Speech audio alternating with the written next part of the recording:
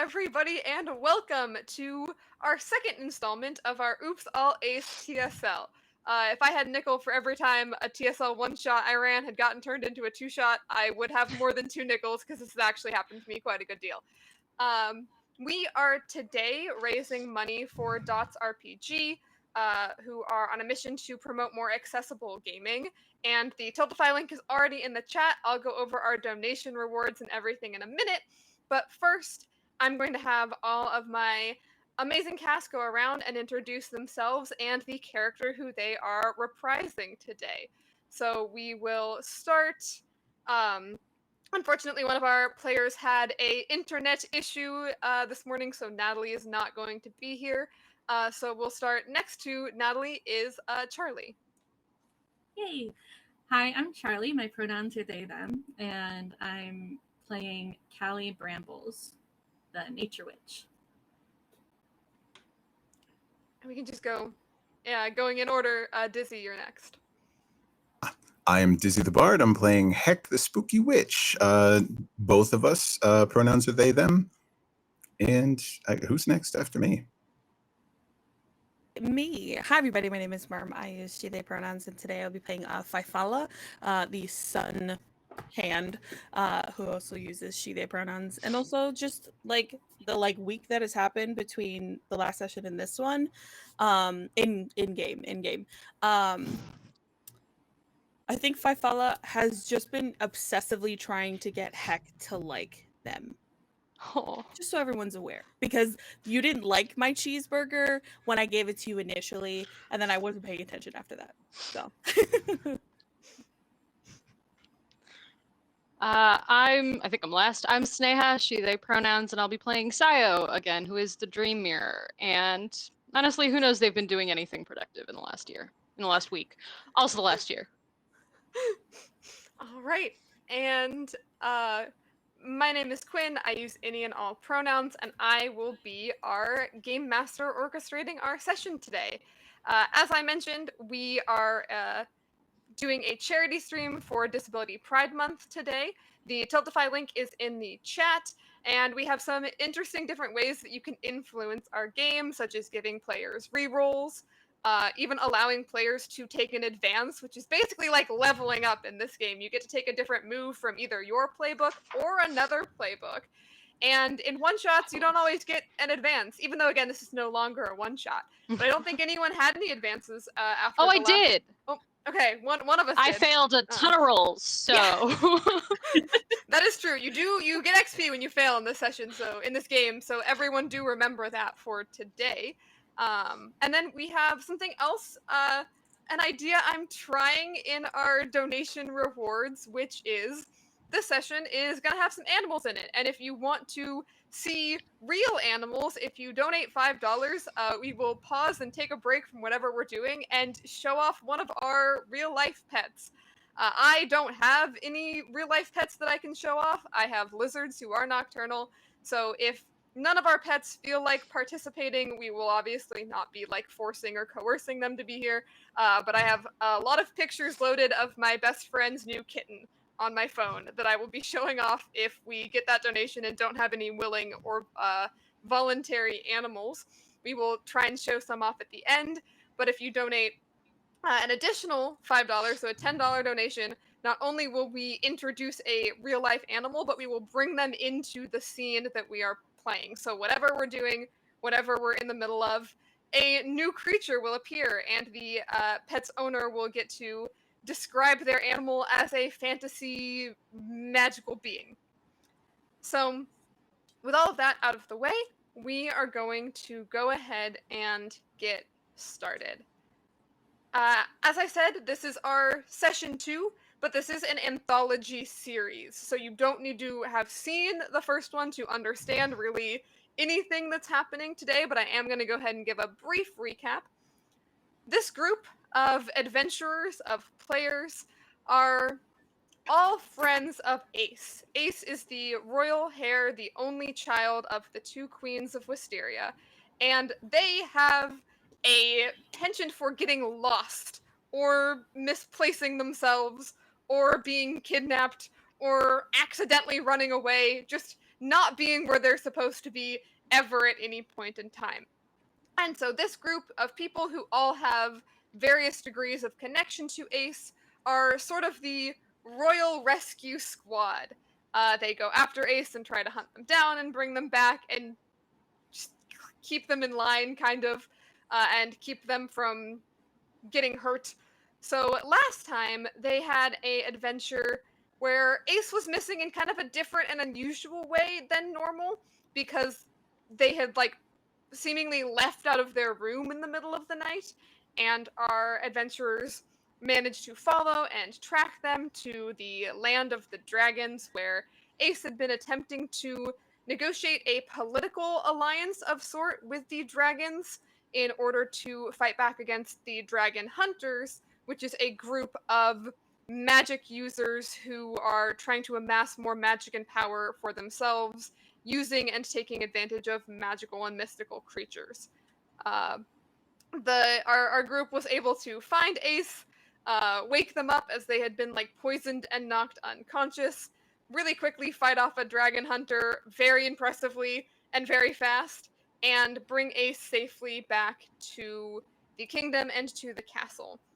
And then a week goes by, and we already got a little bit of a hint, but I do want everyone to actually go around if anyone has anything additional they want to add of what you do over that week. And actually, I'm going to bully Heck a little bit because, Dizzy, I do want you to go last. So yeah, anyone has anything that they want to add about what their character does over the week, or just anything about your character's state of mind? I know we left some people with some conditions, so some people are maybe emotionally not doing so great after some of the events of last session.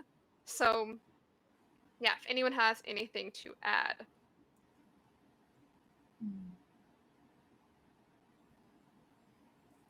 You know, Callie left last session with a guilty condition, blaming themselves for Heck passing out after their like two abilities were kind of conflicting. So I think they'd probably be spending a lot of their time in the garden still, but like less talkative, and just kind of keeping to themselves a little bit more, but still finding some comfort from their like flower friends and things like that. Okay. So it's sounding like there's not a ton of contact other than Fifala trying to perfect a cheeseburger for Heck. Not a ton of contact among the group, which, to be fair, you guys spent a lot of time very close contact with each other in the last session, which is not quite normal for this group. You know, you are friends of circumstance more than like friends because you all really like each other. Although I think that changed a little bit after the last session, and you started to see each other more as friends. But it feels like it does make sense. You guys kind of took a little bit of a break from each other, not around each other a whole ton. But Dizzy, why don't you describe how is Heck feeling? I know Heck has some conditions, I think. Bad. Broadly, generally pretty bad. 4 of 5 conditions marked. Everything but angry. Yeah, frightened, guilty, hopeless, and insecure, all. It's a brutal combination of feelings to feel. So Heck has been just dutifully avoiding absolutely everybody to the greatest extent possible. I think maybe they've gone dumpster diving a bit. I think they've been... I think she's maybe been doing some like riskier than usual urban exploration stuff, kind of going into the buildings that really are actively falling apart as opposed to just the ones that have been like chained up for a little bit. Just trying to be distracted. Mm-hmm. Okay, yeah, keeping busy. What are your friends, not your friends from this group, your other friends, how's your relationship with them? What do they think about all of this? Are they trying to... Bad. Yeah. I think it's one of those things. Like, I think they've been trying to convince me not to do what I've been doing and to just kind of take it easy and rest at home and go see people. And last time I listened to them, I got dragged across the continent and I got my ass beat for several weeks. And I don't believe that their advice is good advice right now. So I think they've been tailing me, and I think I've been ignoring them. Yeah. Well, it is Tuesday. Tuesday's often a day when things happen because it's exactly a week. Exactly a week since you returned from your last trip. It is. I don't even think Tuesday morning. What time does Heck wake up? Like, if waking up of her own volition, what time does Heck wake up? Fully, completely random times, because if it's of her own volition, then she has fallen asleep when she couldn't be awake anymore, and then woken up when she was able to. Okay, so we're gonna say it's like noon-ish, maybe a little bit later on Tuesday, and you wake up, and your friends are kind of like in the doorway, kind of looking at you a little bit judgmentally. Why don't you describe what form your friends are in? Well, we have. All right. So Rag is generally just sort of on me somewhere. I'm going to say probably puddle form if it's sleeping time. Rag is the only one that I keep around and don't try to avoid currently, because Rag, unlike the other two, is helpful. The other three, I'm sorry. Frick, Shoot, and Dang are variously sort of a really shoddy patchwork looking raven, a really raggedy limping old cat, and a pretty worn out looking little dog. And they're just sort of constantly huddled in whatever corner has the most shadows in it. Yeah. So I think you wake up, you see the three of them huddled together in the corner, looking at you. It's a little bit judgmental, and it's also a little bit sad at this point. Like, they've just been watching you be destructive all week and knowing that you've been ignoring all of their attempts to help, all of their advice. What is your normal morning routine here? Usually just whoever's in my bed, it's time to go. I will make or find breakfast in the refrigerator. If there is nothing, I will go and buy a hamburger somewhere. Uh-huh. This particular... I would Go like for to it, be go in the for it. doorway this day with another cheeseburger. And I'm like right outside the door, so as soon as I hear you like start moving, I like knock on your door without looking inside. I'm like, I have lunch if you're awake. It's your favorite. I made another cheeseburger. This one, like, I think I added 75% more greasiness. Off camera, there's like a garbage can next to the door that has a bunch of either like one bite taken, half eaten, or like crumbled up wrappers, depending on how good the burger was. Yeah. Yeah. And I've created my own wrapper with Ace's face on it. I think it's gonna be a while, a little bit. It's gonna be a little bit until Heck actually has the energy to open the door. But she'll just be standing in front of it with like her forehead against it for a while, just like slow inhale, slow exhale. Be a person today. I do think that this is one of those mornings that there's no food. Like, there's no food in your fridge, and so that's probably, you're like, I have to go somewhere to get food. I have to see some person, and this food is right here. So. It's right here. I made sure to get your favorite cheese on it. And I used a ciabatta bun, if you want it. I think like she's just about to say no, thank you, please go away. and then like her stomach growls. She just like opens the door. Good morning. That's a weird response, but okay, here you go. Usually you just don't give me a response. You kind of just like take it and close the door in my face.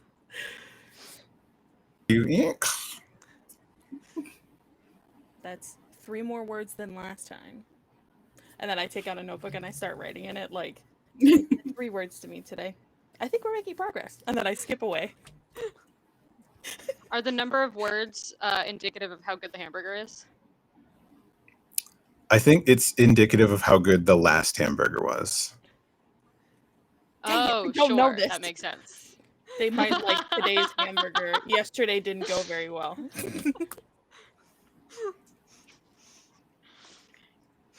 Right. Yeah, heck, you have your breakfast, lunch, meal. You have a meal. You have food. How is today's burger? Again, not that Fifala's gonna know, but I think yesterday, Heck maybe slightly almost died, doing some, no safety net, no backup, no assistance, just free climbing of old buildings. And came home, collapsed, woke up fully stiff in that, I'm over 30 and I'm still doing 20-something stuff way. So I think today the hamburger is really, really good, but it may or may not be because the burger itself is really good, and it may be, I'm in a brutal condition, and this is just really, really hitting the spot this morning. right. Well, we're gonna leave you with your burger for a minute, and move to Callie. I'm assuming you are in the garden somewhere on like a Tuesday morning. Uh, Anything in particular you think that Callie would be doing with this Tuesday morning? I think they've probably been like sleeping in the garden, but they'd be awake at this point because they're trying to like get extra comfort from being surrounded by nature. And they probably have like a room in the castle, but they're not going to want to go there because then they're alone with their thoughts. They'd rather have the flowers be, communicating with them or something. Like the equivalent of like listening to music or something when you fall asleep. So The flowers could literally sing, you get flower lullabies at night. Yeah, that sounds lovely. So I think they're gonna be in the garden. I don't think they're gonna be like happy humming or anything like that. But I do think they'll be like going around, just kind of like checking on all the flowers and making sure everything is all nice, but maybe a little bit like zoned out. Yeah. Do you think, is Callie someone who enjoys having like background noise, or do you think background noise is like overstimulating for them? I think it will vary on if there's anything else, like if it's like just background noise, what kind of background noise it is, but then also like, are they also dealing with like, I don't know, itchy fabric, or like maybe like their arm is wet and I don't know, stuff like that. It depends on the situation, I think. Yeah, because I think in this situation, your plant friends can tell that you are not quite yourself. Like, they know you pretty well. This is your garden. Like, these are the, or the garden you take care of. I don't think Callie would think of it as like theirs. I think Callie thinks of it as their friends. And I think they're trying to be helpful in the way that like they're flowers and they maybe don't necessarily know how to be helpful with like the emotional concerns of humans. So I think there might be like some kind of like low casual, like they're like talking amongst themselves about nothing in particular. And yeah, you can hear, like casual noise of like the flowers singing, or if you're not humming, like they might be humming around you in just an attempt to help soothe you, not that they know how to do that. Yeah, I think that makes sense. So I think you were pretty much there by yourself. Again, I don't think you've had a ton of contact with any of the others over the week. Over the week, Ace has definitely come to visit you and hang out. Do you think that Callie would be okay with that? How is Callie feeling about talking to them after the adventure you had? Yeah, I think Callie would be cool talking with Ace. Ace also wasn't there when the Mhm. condition was like inflicted and things like that. So it's a little bit like removed from the topic of the guilt sort of thing. And also there are like dragons and stuff, which do like, you know, they get a little excited about that regardless. And they also have I didn't mention this during the introductions, but they also have Charmander, who's like a little like hybrid little dragon guy, like my orange cat basically. But so like dragons are one of their things. And then at the end of last session, one of the things Callie said to Ace was like something about like, you know, you could have come to me to help with the dragon stuff, like I can talk to dragons, things like that. So I think that things would still be like fairly comfortable with Ace, and they'd want to help with all that stuff if there was any need for like Charmander or Callie's help with the dragon stuff. Yeah. I think you're sensing a little bit of that Ace might have a little bit of a guilt condition because they seem to feel really bad about the fact that she didn't include you. Like, as you mentioned, you can talk to dragons, and she kind of remembered and kind of just flat out forgot that that was a thing that you could do in like all of the excitement. So is very apologetic and trying to loop you in and include you in everything and keep you updated. It's really, despite the fact that a lot of you all have not necessarily had a whirlwind of a week, like you had a whirlwind of a week on your adventure and now you're back. It's clear that the kingdom is having a whirlwind of a week, that there's lots of different opinions and voices of how people feel about the dragons. Some people think that this is a great idea, some people think that we can't trust them. And so Ace is coming to you and just kind of keeping you involved and informed of, oh my gosh, I had to go to this meeting today and I had to hear opinions from this advisor and that advisor. And this is not necessarily his thing. He's been trying to like take more responsibility and sort of step up, but you can tell that he's not having the world's best time with any of this. But you do know that in the past week, the dragon hunters, like it was known that there was someone in the castle itself who was like a spy for the dragon hunters, and that person has been found, and a handful of other dragon hunters have kind of started to be found across the kingdom. So you're sensing there's a little bit of like an escalation and things ramping up, but so far you have no like immediate sense of danger or anything like that. Just that there's a lot of things happening on like a bigger, grander scale um, that Ace is not having the best time with. But that was over the past week, and as we continue on this current Tuesday, Sayo, you are also in the castle because you also spend a lot of time with Ace, so you're probably also quite familiar with a lot of the goings on of the kingdom. This particular Tuesday morning, I think, how morning person are you? Are you? Usually not very, Yeah. but I think in the last week, Sayo has made themselves very annoying to Ace specifically. Not like helping, not doing anything in particular, but it's just kind of always around, like lounging in their couch, eating their food. This is absolutely like a trauma response so that they can keep them in sight. This will not work, but they're trying their best. Yeah. And actually, with that, as the perfect lead in to the fact that this morning it did not work.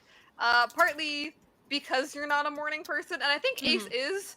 I think they're a little bit of a morning person more so than you. So you wake up on this Tuesday morning, go to their room, and they're not there, which probably incites a little bit of panic, I'm assuming. Or exasperation, or both. I think Sayo thought it would be panic, but immediately it is Jesus, not again. Like it's not a flashback to the last time they went missing, it's a flashback to the last 150 times they went missing. So it's just exasperation, like damn it, do I have to be the one to call the meeting this time? I guess.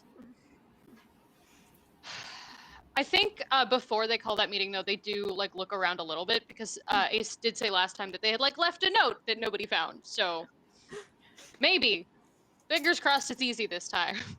Yeah. And so far this morning, you don't find a note, and so you're probably starting to get more and more exasperated. But it seems like it might actually be easy because one of the guards walks by like outside the door and kind of like sees you and leans in and just says, "Oh, Ace wanted me to let you know that they went down to the market this morning and they'll be right back." Do I recognize this guard? Yes, I will say this one Okay. you recognize. Okay. You're pretty sure. I think there has been like raised tension and raised security Right. after what happens last time, but you are pretty sure like this person belongs here. He went alone to the market? No, two of the guards did go with him, so he should be fine. Okay. They're gonna like decide not to raise a panic, but are going to go and try and find him. So very slowly put on just like it's still pajamas, but like shoes on top of pajamas, and then we're gonna go to the market. Okay. Yeah. You would all probably be aware. I don't know how much Sayo particularly has been here. I think Faifala probably goes here a lot. That in sort of the center of town there is a big open air market. It is not just like a farmer's market, it is a market of all kinds. So it is food and craft items. There are also like there's stalls and then there are shops and all the shops are open at all times, so you can like go into the shops or shop outside at the like open air part of the market. And you don't actually make it there though. I will describe it in more detail when you get there, because as you're on the way there, you run into two guards of the two castle guards who are dressed in the official uniform of the castle and look a little bit like worried slash primarily embarrassed, and they see you coming and both of their eyes get wide, and they kind of walk up to you. Everybody knows who you are, and they realize like this is an inevitable, like you're walking right at each other, you like Yeah. turn a corner, like there's nowhere else for them to go, so they walk up to you. How do you think, like, do you think the guards address you with a, like, title? Or just... Probably of some kind, but I think in this case, Sai doesn't let them get that far. Just like as we get close enough, just like deep sigh, kind of rolls their eyes and goes, "Okay, where'd you lose her?"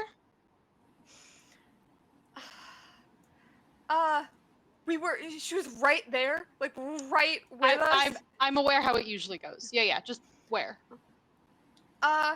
Over, not too far into the market, just, by the stand, like, by one of the jewelry stands. We can show you exactly the one if you'd like. Do I know the stand? Do I know that this is a place that Ace likes to go? You know that this is a place that Ace likes to go and, like, wander. It's fairly big, so it is kind of easy to get lost in here. Yeah. Okay. And, okay, I'm gonna... No, sorry. Finish first. Yeah, so, like, the guards can give you enough information that you would be able to know the exact area where Ace got lost, yeah. I think I'm going to go in that direction alone and look at the two of them and go get the usual crew and see if they can meet here instead of in the castle this time. Okay. All right, then I think we will leave you for a second. I also want to pause and acknowledge that I have gotten a string donated to me for Fifala. Strings in this game, for anyone who's not familiar, is just kind of influence I can expend. So I'm gonna keep that in my pocket and use that at an appropriate time.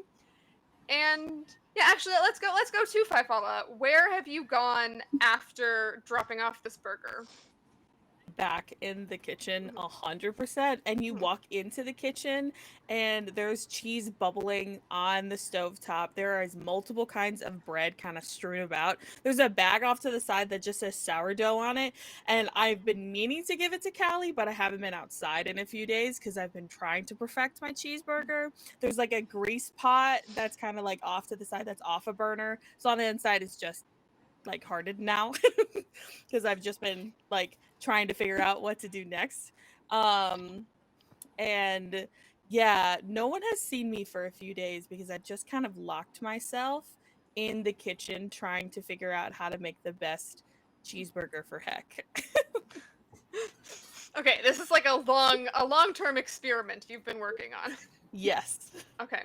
Um yeah, I think what is your reaction when the guards find you and inform you that Ace has gone to the market and has slipped away and is lost? Um the first thing that I do when they walk in is I throw bread at them because Heck didn't like that kind of bread. So you need to take it so it's out of my face. Um and then I'm like, oh, sorry, you're actually here for something. Um, and then upon hearing that, I like take note of everything, and then I start to write down a grocery list so that when I go and find Ace, I'm also gonna go grocery shopping, for stuff.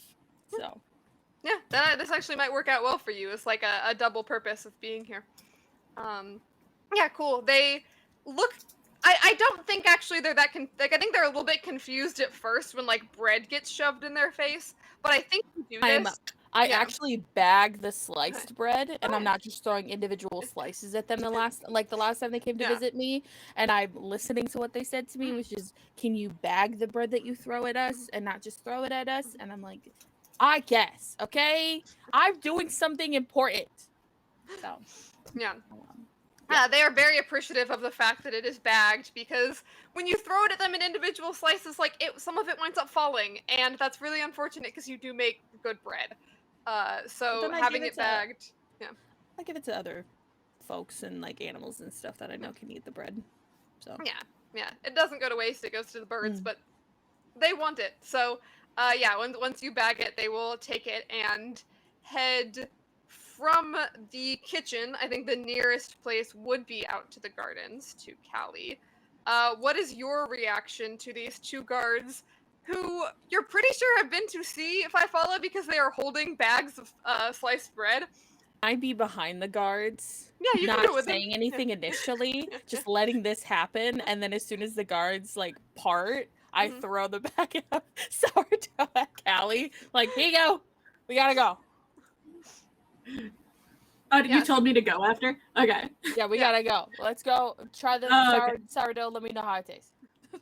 Okay. Yeah, I think Callie's just taking this as like, oh, here are my food rations, because they're just like just Here's in the lunch, garden yeah. all the time. They're like, oh, cool. No, yeah, I wasn't gonna go anywhere anyway to get food. So the food came to me. Yeah.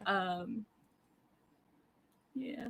So I don't know if they'd catch the bread, but they'd like watch it roll, and hopefully it was in a bag. And Look, there are like 4 loaves of sourdough bread in there that have not been cut because I forgot that Heck doesn't like sourdough very much. And so I just kind of like made a couple of loaves and I was like, wait, shit. And then I set them off to cool. And nice. Okay. Cool. And so I yeah, I'm just gonna like watch the bread roll to a stop on the ground. And then if other bread had been like delivered or anything, I'd have like a little food pile over and a little spot of dirt where I've been sleeping, and then I'll take, if we're going somewhere, I'll take one of them. I'll take one of them to go. Bread to go. Yeah. Yeah, bread to go. All right. Do you think that the two of you, the guards, obviously still have to go and collect Heck? I think they look a little nervous about having to go and collect Heck. Are you going to trail behind the guards, or are you two going to just go together straight to the market where you know that that's where Sio is, or Sayo? If I see that the guards are kind of nervous, I am just gonna be like, if you don't want to get Heck, I will. I just gave them a cheeseburger, so I think she'll be in a better mood. And maybe happy to see me. Maybe. Hopefully.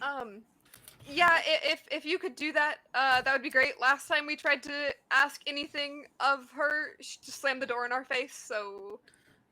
Yeah, no, okay, I got it. Callie, you wanna come? Yeah, sure.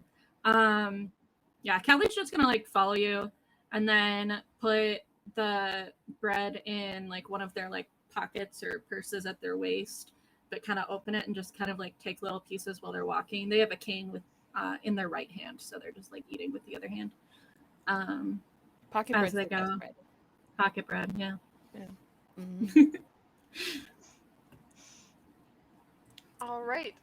So you head to, because Heck, you are not located at the castle. Like, you have your own place where you live, so it's a bit of a walk. What are you all doing as you arrive? If I follow, you were here recently, a couple hours ago. Yeah. My grocery list is like a full page long. I Makes think sense. Callie probably has not seen Heck since their last little adventure, and they like are very used to like going on these little adventures to go rescue Ace, so they like knew what was going on. They just like followed. And but then once they kind of figure out that they're going to Hex, they probably like get anxious because they're not sure like what, like I don't know, like they don't know how to like people enough to like, they're like trying to figure out what they're supposed to do. Like I don't know. the panic, you know, the social anxiety. Yeah. Mhm. So they're still going, but they're quiet, and yeah. Okay. Yeah. What do you do as you arrive? I feel like Fifala's gonna be the one who knocks, based on the vibes. Yeah. Yeah, I'd also like to like somehow perceive if I can like understand that Callie is anxious about going to Hex place. You can roll figure out a person. Great. Which I add what again? Wit. I have Great. it in front of me. It's wit. Yeah. Perfect. I also I do not have remember, it so I need in a cheat different tab. Yeah. I was like, I'll get there in a second. Yeah, right. Okay. No, go away. Okay, great. And remember, if you want to spend a string, you can get a +3. Though I do think you need to declare that before you roll, and I just heard dice, so. Yeah, I rolled a 6 and a 5, so I rolled a 12. Oh, okay. Yeah. Yeah, you're good. Is there anything from the question list in particular? I will often run figure out a person as just kind of a general figuring things out. So you don't necessarily have to ask the questions on the list. You can just figure out that, yeah, Callie seems anxious. But are there any questions that you want to ask? Because you can ask two. I think am I on the right page? I am. Oh, that's during a physical conflict. Never mind, I can't use that. No, I don't think that there is. I think I just wanted to like see if I could like decipher that. Yeah. I I think kind of a version of like, what are your feelings towards? Because the first question on there is what are your feelings toward this situation or towards Heck, and it is anxious. So then I would like to use one of my playbook moves to make my favorite meal ever. It's called palusami. It's coconut cream and salt and sometimes meat wrapped in taro leaves, which are very bitter. And then that's what I would like to do, but I have to roll for it to see if I get to choose. And then I'm able to make it again. Heck yes. Add daring, which I hopefully I don't do a -1. No, I do a +1. So it's an 11. So I get to make it, and then I get to make it again if I'd like. Okay. So I'm gonna give you some palusami, and when you eat it, you can name a specific condition to clear. So Yay. if you'd like, I just see that you're kind of anxious, so like this is to kind of help you out. Yeah. Yeah. So I this love the food- idea that Fifala goes around seeing people be anxious and just makes food appear. I would love I know. that. Do you say anything, or is this just like shove food in their face? Yeah. No, I say this goes really well with sourdough, and then I give it to them because it's very good with sourdough. Love that. Yeah. So they're definitely going to accept the food. They love getting gifts from their friends. Like I remember when they got the drawing on their previous travels, and they also like giving them moss and all these things. So like, and you've given them food before as well. So like they get the food, like that's gonna be their like focus. And then the sourdough accompanying it. But yeah, they start to maybe they hadn't really been eating properly the past week because they've been like so in their head. So like eating some like real food is definitely helping like their body and mind like repair itself a bit and kind of just feel better. And they're like, wow, I was not taking proper care of myself. So Yeah, lessen up the stream, eat a good meal, folks. Yeah. yeah, so I think as they're eating, they're like, they've been thinking about what happened with Heck a lot over the past week, but they were all more like focused on the harm that was kind of like unknowingly caused by their actions, and they hadn't really thought about like they didn't know that was going to happen. They didn't mean for it to happen. And they're on their way to Hex right now, and they'll have a chance to maybe do something to help Heck clear the condition, or like I don't know, do something, even if they don't know what it is. They're now like because they've eaten this delicious meal, they are now like in a better place, and they're functioning at a better like level where they are in a better position to like say and do things that will actually be beneficial instead of just kind of like this negative self-talk. All right. So yeah, you eat and walk. You got your pocket bread. You have this delicious meal that your friend has given you, and you start to think about things from a little bit of a healthier and more positive viewpoint, trying to think about how you can help your friend, and some of that anxiety. It doesn't necessarily fade. I think the anxiety is still there. Getting rid of anxiety is not.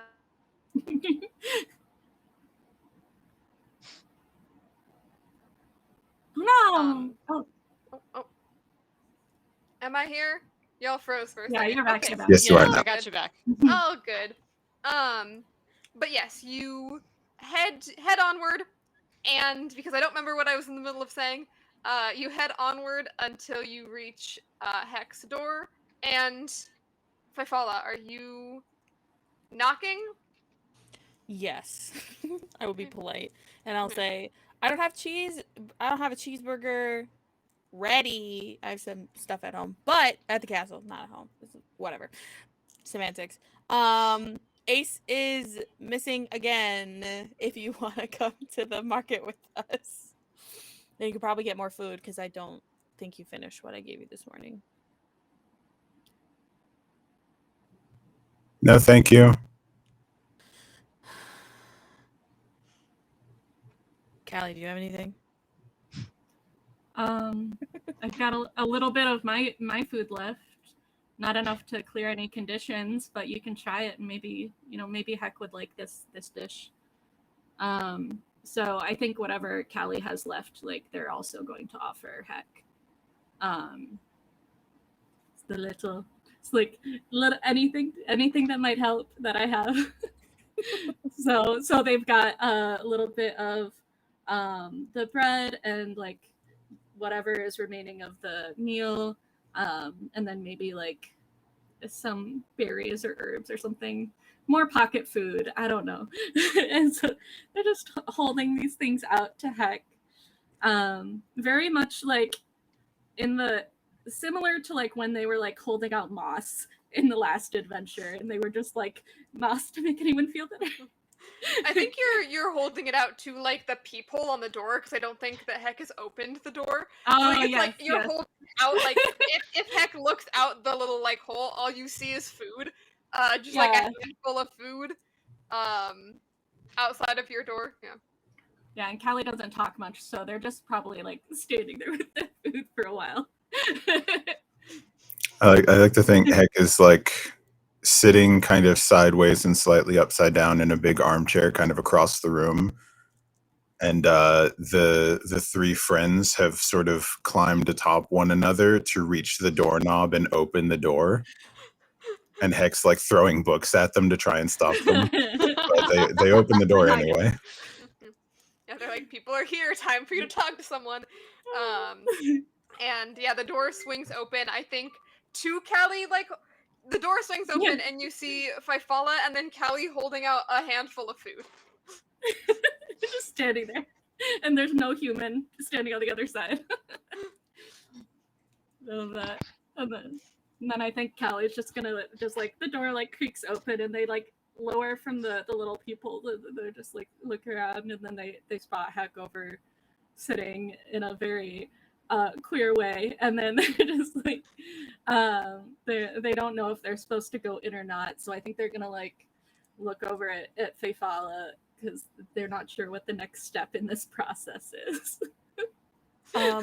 I like loudly whisper, I don't think they can eat that from here, so you can like go inside and give it to them. Yeah, I think there's like a good like Yes. several seconds of silence of just that like freeze on you standing there staring at each other holding the food, glancing back and forth, like three-way glancing back and forth at each other before Fifala's like, you can go inside. Yes. And then like a vampire, I suddenly have access to this thing. I walk inside still holding the food out because I'm like, I'm not gonna put it away. So I'm like still holding the food and walking like a sim over to Heck. And then just kind of like lower it to whatever level makes sense for them to get food, and then I'm just like, I have, you know, this food and this food and this food, not that they can't see that, but do you want any of these? No. I think Heck just like pulls out from behind one of the cushions like half of the cheeseburger from earlier. He kind of like looks at it and just sort of puts it back down. And then like in the other hand is still holding the book that they were about to throw and just throws it anyway. I think that time it hits. Like after all the effort before to stop your friends from opening the door, the book like finally hits them and they like topple over. They're fine. Like they can't be injured by being hit by a book, but they're annoyed. But they were already annoyed, so it didn't really do anything extra. Because, you know, they're annoying, so it makes sense. Yeah. All right, who's gone again? Yeah. We had guards tell us because they went to the market, you know, down the street. It's not. We're not gonna be gone for. Guards lost him? Okay, well. Yeah, you know, they're not as apt as they usually are. They just were like, yeah, you can go, and then Ace doesn't come back because none of them followed him for some reason. Yay. Well, I'm glad he's being looked after. All right. I And think I'm she kind of like assuming holds out a hand and has like her coach sort of ooze up onto her other friend. Sayo will be in town. Yeah, I do think you were informed that Sayo is already there. Mhm. So who knows? Maybe by the time you get there, Saya will have already found Ace.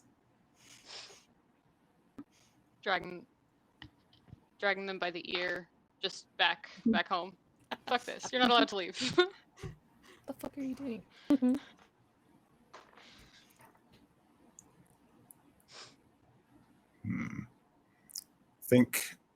I think I want to look at the 3 troublemakers in the corner and ask them if they're going to be helpful this time. Because Dang is really good at finding things and people, and Shoot is really good at navigating. So if the 2 of them go find wherever the Prinks is, and then Shoot comes back and finds me and leads us there, we don't have to go across the continent again. If we do the job that they insist that I do every day, if we just do that right now, fellas. I think they like nod at you and give you a reassuring look. I don't know how reassured you feel. And they will actually start to. They're like, okay, we're going. They're like guiding the way. They start to, assuming that you're going to follow, like that this is the deal that's been made. Like we help, but that means you get up, and you spend time with these people. So they are going to start leading the way to the market. Yeah. All right. Did you want to try the food that Callie was, holding to your face? No. Okay. Just wanted to ask. Oh yeah, Callie's gonna like step away so Heck has like room to get up and everything, and then put the bread back in the pouch and the berries away and things like that, and just kind of like maybe not be the first. I don't know if they'd be the first to follow Heck's friends, because they don't fully like comprehend them, because they look like animals but they're like not animals, and so I think they're still a little, I don't know, iffy about them, but they also don't want to just like walk out of the room. They don't want to be the first out.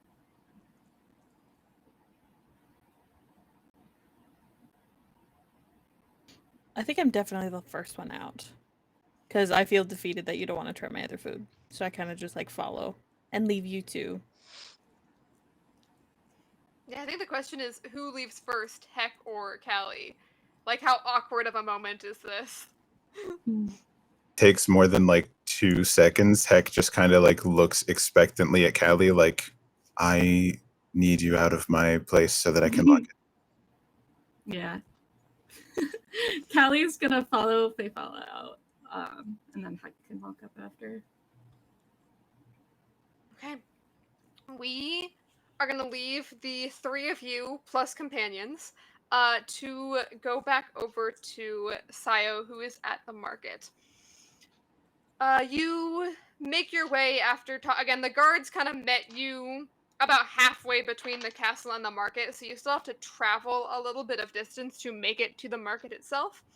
It is fairly like wide and open, even though it's very crowded and there are a lot of stalls and a lot of people. It's not claustrophobic here at all. Everything is spread out in a nice way that like allows for plenty of movement. You can tell that a lot of thought went into the design of this place, such that there is actually like, I don't know about everyone else's experience, but I've been to a lot of markets where you like try and walk through it. It's like small little hallways and you're like cramped in with people, and that's not the feeling here at all. Like there are wide open passageways. Everything is laid out in such a way that people are able to kind of have some movement, but it also means it is quite big. Like this takes up a good portion of city streets, and it's one of those where it's not like all just down one street. There's like side streets that you can go down where there are more shops and more stalls. So it's a place where someone could easily get lost, especially someone who has a penchant for getting lost.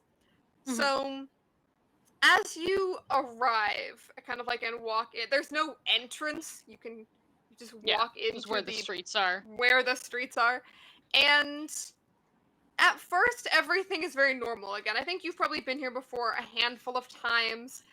There are stalls with food. There's stalls with both like ingredients and then prepared food.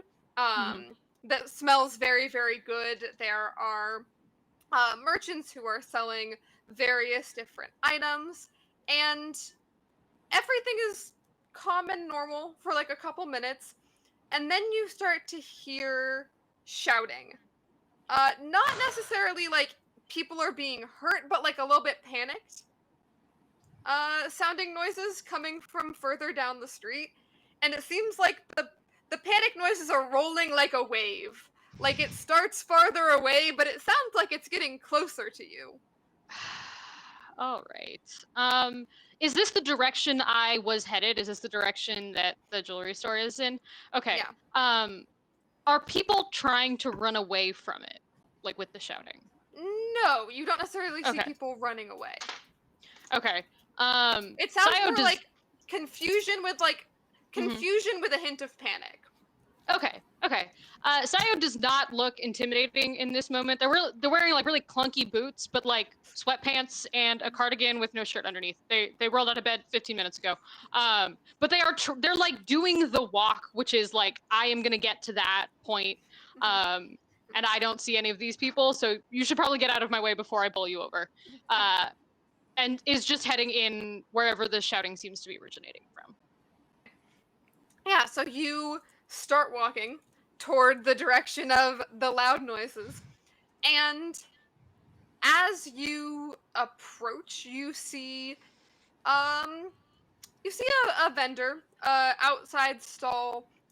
Looks like just kind of like little trinkets, like little handmade like handmade clay figures, lots of them of which are like of different animals. And interestingly enough, you notice like one of the figures is that's like a bigger figure that's more like prominently on display, is of these little like, it's like a sheep looking creature, but it looks more like a cloud that has like the fur is like painted in like rainbow colors. And you see that little figure, and then you see like 5 or 6 exactly the same size as the figure, but real moving little rainbow sheep cloud-like things that are like bouncing around on top of the cart. There's like a covering over it, like a cloth covering, and they're all up there just kind of like, they seem very buoyant, and they are bouncing around on top of the cart, and these shouldn't be here. Okay. Yeah, and the shouting seems like it is people kind of like trying to get them down, like trying to get them to stop. They look like they're maybe playing a game amongst themselves. Yeah. But yeah, they don't belong there. They shouldn't be there. Does the like the store owner or the vendor or whoever, is that person still here? Yes, you see. I mean, you can make an assumption.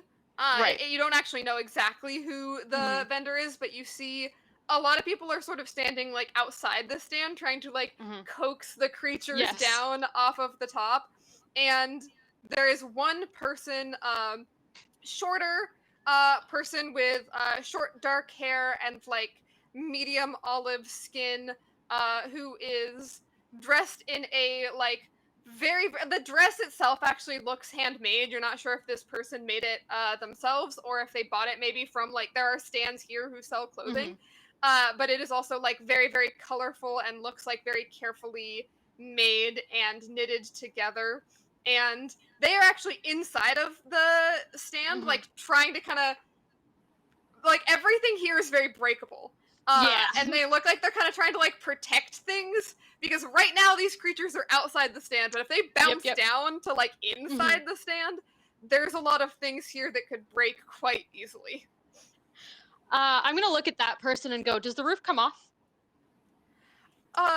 Yeah, like the tarps, it's like a tarp, it can be untied. but you have to like get up there, and you'd have to like stand on the tables, and the tables are full of stuff. But you can. I can, and they're like trying to like move and gather Yeah. things and kind of like pull things away from the edges and pull things more inside. Like, I don't know where they came from. I was having a conversation with someone, and all of a sudden, like, my roof started moving and bouncing. So these weren't yours that became alive? They just showed up out of nowhere? No, I don't know where these came from. My stuff does not come to life normally. Sayo is so convinced this is a distraction and they're wasting time. But, like, this is their best lead, and if they don't deal with it, I don't think they're going to get questions answered. So they're going to look around for, like, a stall that's selling, like, food or something that maybe has their own tables that they're going to, like, pick up and bring over here. So, like, before this person can clear the table, they're going to try and just get, like, a ladder or a stool or a chair or something and get people to just take the tarp off, like, hopefully with the little jumping beasties on it. Wrap Yeah, them up, yeah. exactly. Little bindle. Yeah, and you do know that these are like creatures that, I don't know if you know, like, their official like names. But these are creatures who do exist in this world. Like, this is not something you've never seen before. You've just never seen them wandering through a market. Yeah. And presumably they don't like just spawn into being in places generally. No. Okay. Like, presumably these are animals that you should see like out in the wild. Yes, yeah. They're not even necessarily like pets that people would keep. Okay. They are this world's version of sheep. They're just tiny, fluffier, they bounce, and they're rainbow. Incredible. They're perfect. I want one. Yeah. They just don't belong here. But yeah, I'll say you're able to find a chair and kind of gather some other people, and yeah, Sayo's good at like yelling at people to do things, I think, so. Oh no, did I lose?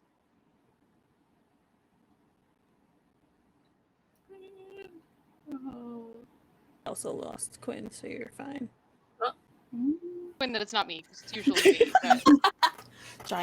Giant win. I haven't dropped once. Yay! Yes, we gotcha. Oh no, I don't have them. I'll be right back. Okay. Yeah, for sure.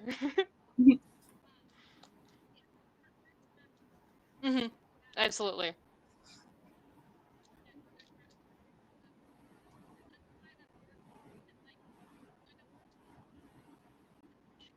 Right.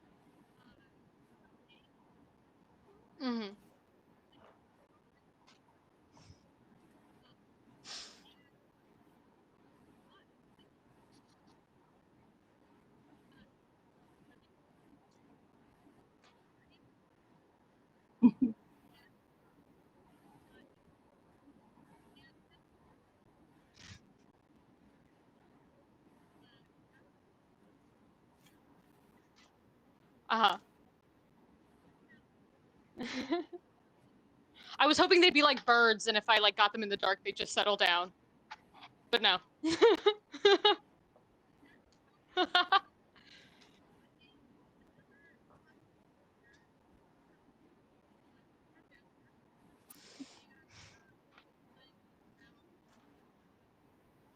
Okay.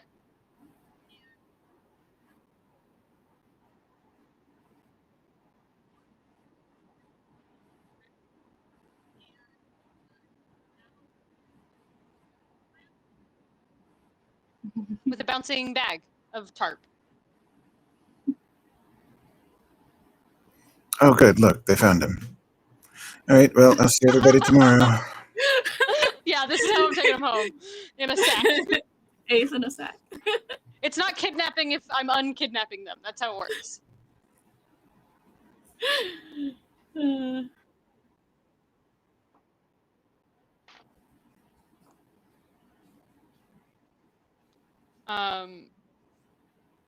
I think Sayo climbs down off of the chair and like shoves the bag at Charlie and being like, "Little beasties, I don't know."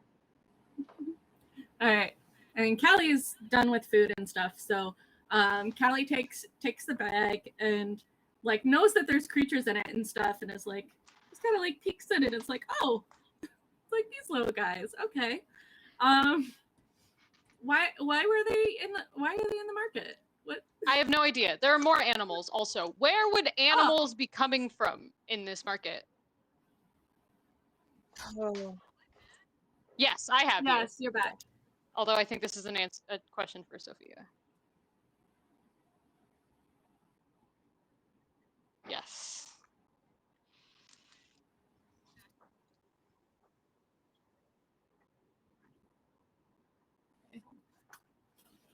Yeah.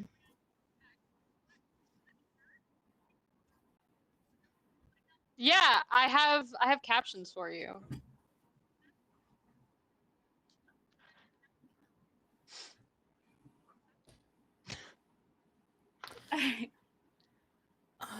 Animal. You said animals? Animals. Did you see the dog? There was a dog, and we got these little sheepies. Oh, sheepies. Okay.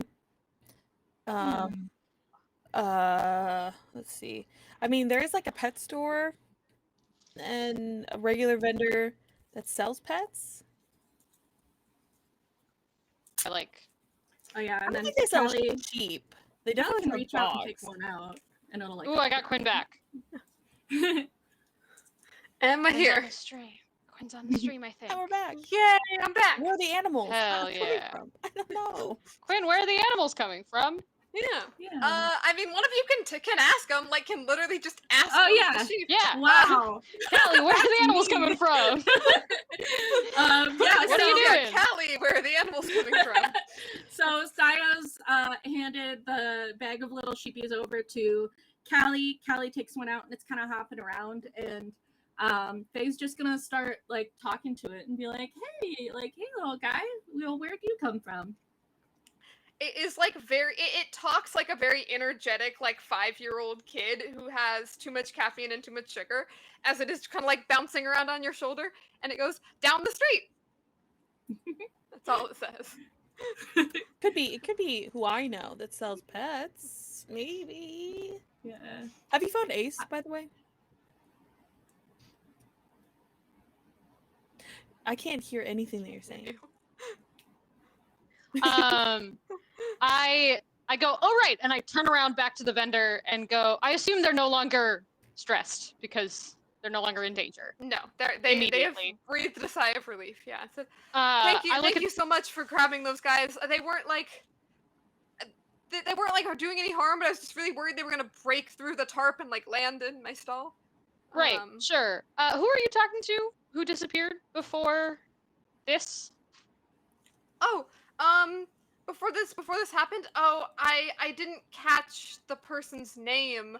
Rather tall. I think a man, like masculine looking, with short blonde hair, which you know does not match.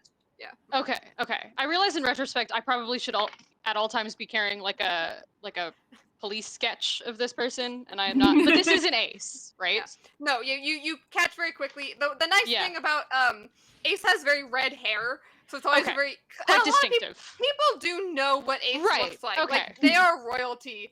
So you have a feeling that someone would be able to tell you, like, I was talking to the royal heir. But no, it seems like this person was just talking to another random member of the town.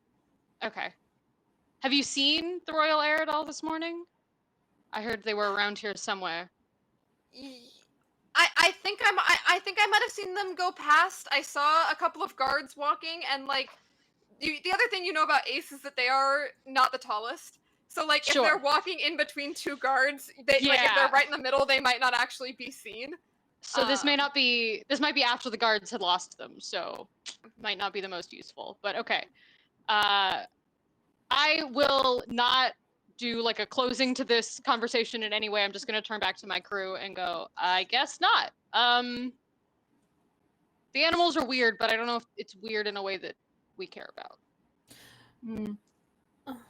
I feel like Ace is kind of in the middle of all of those things. Yeah, Callie's gonna want Fair bet. to, since the little sheepies like can't like politely be released in this area. Like, first of all, they're very distracted by the little sheepies, so they didn't hear any of that. They don't know what's going on. I was really trying to think of a name for these creatures that was like a combination of cloud sheep.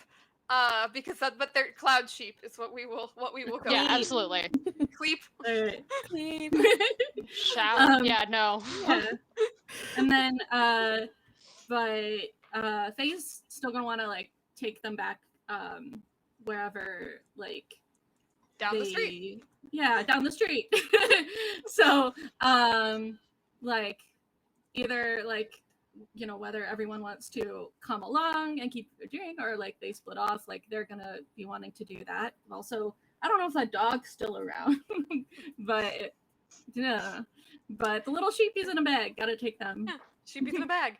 You don't see. You saw like the dog run past as you were all walking up to join Sayo. But as you are standing here and you kind of make the decision, like we're gonna take these back to wherever they come from, you do start to hear more shouts of chaos and confusion coming from just different locations. At first, it was like a wave moving towards Sayo, and now it is just like random different points around the market. There's just kind of noises of like, hey, what? Huh? Where'd that? What is the end? Like, just kind of noises start to surround you from all different locations. Also, are there also question? No. Would would the little sheepies like listen to me and kind of like stay around me if I let them out? Because I feel weird just carrying sheep in a bag. There's holes. If you feel weird about it, I'll just bury them in the bag. Let me look at your moves really quickly. Oh yeah, I can influence. Because you can with wild influence, friends, right? and I think with wild friends, you can Yeah. influence them with strings. I think you might have to influence them. Like I don't think again, like influence in the way that you would have to influence a small child. They're not Yeah. intentionally. They're not like evil little sheep. There's just a lot of sights here, and a lot of smells, and a lot of sounds, and to stay close to you, you're gonna need to kind of like offer them something, Right. to keep them around you. Maybe if Charmander is around, Charmander could like play tag with them or something, just like away from the breakables, like a level up, you know? Yeah. In the general vicinity. Yeah, because they do seem like they are just kind of constantly floating to some level, and again, they got like a bouncy quality to them, but they never really touch the ground. And Charmander can fly. So I will say if you want to spend a generic spend on animal string, which I don't know if we ever actually established how many of those you have, but I'll say 3. Yeah, I have no idea. Okay. 3 generic animal strings. You can spend a string to get them to kind of like, I think you have to like kind of whisper into the bag and like explain the game to them, and you like get them like hyped up to be like, yeah, we're gonna play tag with this cool like cat dragon, and they will start just like above your head. Charmander is good at like keeping them close, playing this little game. And then I believe Sayo had a question as well. Yeah, just that there was more shouting. Are there like I don't know if this is something Sayo would do, but they might mention it to someone else. Are there like more like not a stall, but like an actual structure, like real buildings around here that we could maybe be on top of to get a view? Yeah, absolutely. Yeah, there are stalls, Okay. but there are also like buildings Okay. and stores near here. If anyone wanted to try and, I know you have someone who's really good at getting on top of buildings. Yeah. I think Sayo just turns in circles a couple times and then goes, mutters kind of to themselves, but like they know you can hear. Just like, I wish I could see. Heck just goes up. Yeah, no words, just climb. No. And again, that is something you can just do, that you are good at. You climb on top of this building and look around, and you can see most of the market from here. And what you see is, in this normally calm and serene place of business, little sites of chaos dotting around the market. You see a stand that actually looks like it has been like, or a couple of stands next to each other look like they've been like run through and like destroyed. You see a food cart off in one direction that's been like tipped over. The food is all over the floor, and you see that large dog creature having a large snack that he probably shouldn't be having. And what appears to be the owner of said stall trying to like wrestle with the dog to be like, drop it, drop it. You see uh like, yeah, just lots of various sites like that throughout the market, of just people shouting, people like trying to grab at things either up in the sky or like down on the ground. And you have a pretty good and solid sense uh that there's more animals than just a dog and a bunch of cloud sheep running around in this market. I think that actually is a good place for us to take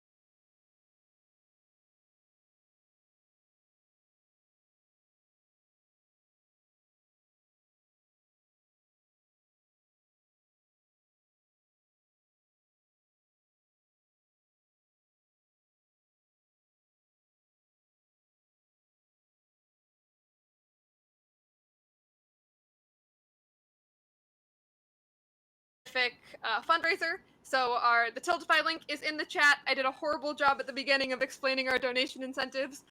Because we have reached $40, we will actually have a giveaway of a PDF of a game called Emergent. If we hit $50, we'll give away another PDF, and if we hit our full $100 goal, everyone who donated will be automatically entered to win a $50 gift card to Die Hard Dice, a dice company that actually also does a lot of different charity things themselves. So that is, and your donations can influence the game specifically. We've got some animal themed chaos ongoing. If you were here for our first half, our group of adventurers have found out that their friend Ace is missing once again. It's pretty common, normal Tuesday. Ace has a tendency to just sort of wander off, and these are the people whose job it is to try and find them and bring them back. You have arrived at the large open-air market in the center of town to find animals on the loose and animals that don't necessarily belong here. And so your donations can influence the game, and in fact, while we were on our break, 2 of our players were able to get an advance, which is basically a level up, either improving your skills or giving you a new move from your playbook. So Faifala and Callie were each able to take an advance from the most recent donation that we got. So thank you for that. And yeah, that Tiltify link will be active for the rest of our game and is in the chat as we resume with Heck on top of the building, looking out over all of the scenes of the chaos. And Heck, as you are up on the roof of this building, looking out over the scene of the chaos, what are you thinking and feeling? Are you regretting getting out of bed this morning? Always. I don't see Ace anywhere, so I don't think we need to get involved in any of that. That sounds normal to Sayo.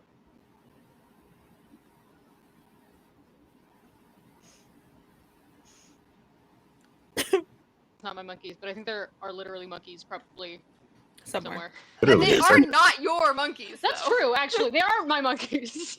Also, we don't know if the sheep didn't come from a circus down the road. That's true. But technically, I guess this all is accurate. very like traditional definition. This is a circus. This is what a circus is. Yeah. Damn it. Yeah. Our and circus, our monkeys, I guess. Yeah. Oh I'm man. leaving. Just because I bought a ticket doesn't mean it needs to be my circus. I reject this circus. I'm looking for a different circus. Yeah, Ace is a circus. Ace is a circus. Exactly. Oh yeah. Just all of herself. So are you climbing down off the roof? I think I'm looking expectantly at the 3 little animals that accompany me everywhere, just sort of gesturing out at all of that and being like, well, is this you? They look around and shake their heads. No, it's not them. They all shake their heads in unison. I think they're all like, no. Is the air out there anywhere? Redhead, you know what they look like. They sort of exchange a glance and they scatter off. They will go looking for you. They promise to be helpful, and helpful they will be. They sort of start they skitter down. The cat, one of them kind of just jumps from roof to roof and starts, you watch them jumping off and sort of looking around, and you know that they will, if they see anything, they will return. So this actually might be a pretty easy search and find. Yeah, I think I did my thing. So everyone else, I'm gonna move back from the edge of the building and hope that everybody has sort of forgotten that I'm up there, and take a seat and take a breather. Might have a cigarette, I don't really smoke, but I'm trying to. I think Fifala sees that like you back away and then takes this opportunity to do what they want to do because they're afraid that if you see them doing what you don't want them to do, they'll be like, they won't be my friend, but they're not here, so now I can like go and do it. So then I kind of like look at Sayo and Callie and I'm like, I'm just gonna go check out some of my grocery list, you know? I got a huge grocery list. I forgot to buy dinner because I was making cheeseburgers for Heck. Sayo stopped paying attention after the first sentence, so feel free to fuck off. And so I like dart off, fully intending on at least helping out like a stand that I know very well if they have problems with animals or anything like that. And then maybe getting some free food out of it to bring back so that it looks like I was actually shopping. Right, yeah. What is Sayo doing then as you have stopped listening to your companions? Yeah, I think you can tell me how much of this is like even possible. I think they're just trying to get like dream vibes off of the crowd, just to be like, okay, is everyone panicking, or are some people being like, oh yes, good, the panic is setting in, or whatever. But because the crowd is everywhere, I don't need to be here for that. So if Callie wants to go somewhere, or if Heck or Rapala show up again and want to do something, this is like a mobile endeavor. Okay. Yeah, what is Callie wanting to do then? Callie is thinking. I still have some cloud sheep up dancing above your head. Yes. I'm torn between. Callie's gonna fall asleep. Got it. Yeah. Callie's gonna fall asleep. No, Callie's been sleeping in the dirt for long enough that they don't need a nap. What I'm torn between is like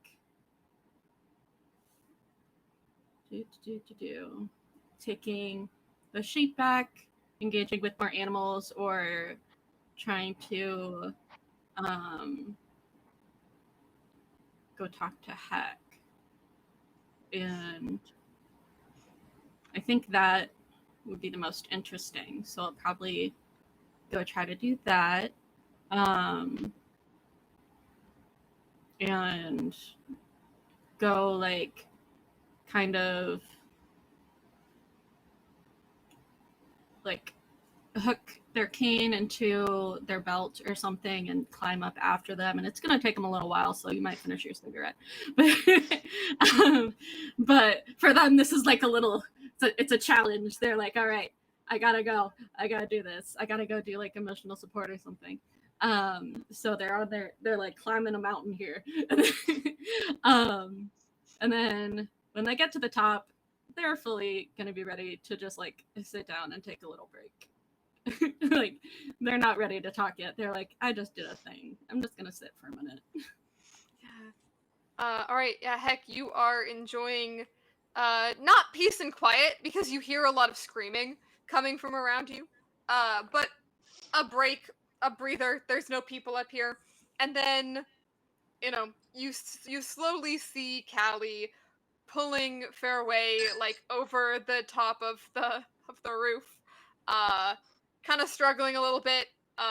Faye is not a climber like you are and does not go around randomly climbing on buildings, so it's more of a struggle. And I think I'm assuming you're not going to help, like you're just watching the struggle. I assume that. Yeah. It's like yeah. But eventually Callie does get onto the roof and sort of sit by the edge, catching their breath a little bit. And there is silence on the rooftop for a good little... Again, silence on the rooftop, not silence around you. But silence between the two of you for, I think, probably like tense and not super comfortable silence, if I'm reading the vibes correctly, of Heck who just wanted to be left alone. Heck who's perpetually annoyed at everything. So after this moment passes, after we see this sort of just like air of silence around you, Callie, what are you going to attempt to do when you recatch your breath? I want to use the new move I picked out when I got my advance, which is Nature's Touch. And let's see. Oh, that's when you touch someone. I don't know if they would like go over and touch Heck though. I don't know if Heck would allow that, yeah. Poke. Never mind.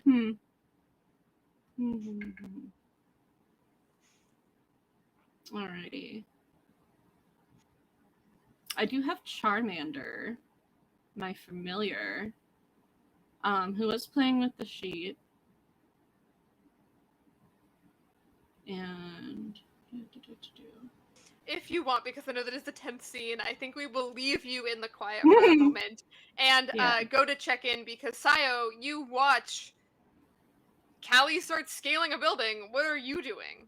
Because we kind of left you on the ground. You muted again. You gotta.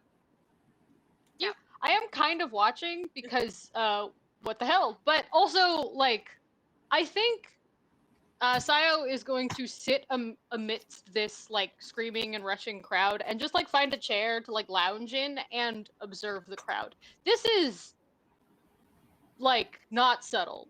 This is like visibly kind of suspicious, but they don't care. I also don't know how to read a crowd. Would this be like figure out a person? Yeah, go ahead and roll figure out Okay. person for this. Yeah. I just want to like I just want to pick out the like oddballs who other than pick me out obviously. suspicious. Right, as exactly. you are sitting very suspiciously, like kind of in the middle of the path with your arms and your legs crossed, like looking out over the crowd, like, huh, who here don't I like? Yeah. Exactly. I bought a ticket to the show and I will watch all of it. I got an 8. Okay. I think. I cannot read this dice. Yeah, 8. So 8 is a mixed beat, meaning that you can ask any of the questions on the list, but in this case, the like they can ask one of you in return is kind of vague because it's the crowd. Yeah. But and I'll say you're really honestly not picking out anyone who appears super suspicious. Is anyone not panicking? It seems like there's various levels of panic. A lot of people just seem confused. A lot of people seem like they just don't know what's going on here. They're not necessarily panicked, but they're not necessarily calm. I will say, if you're sitting and watching for a while, unless someone comes to get me, then yeah, I'm just here. You're just here hanging out. Eventually, you see someone running down the street who looks. You don't see anyone not panicked. You actually see someone more panicked. Oh, okay. Than everybody else. Okay. And I will say that can be like the person that you kind of zoom in on if you would like to ask these questions.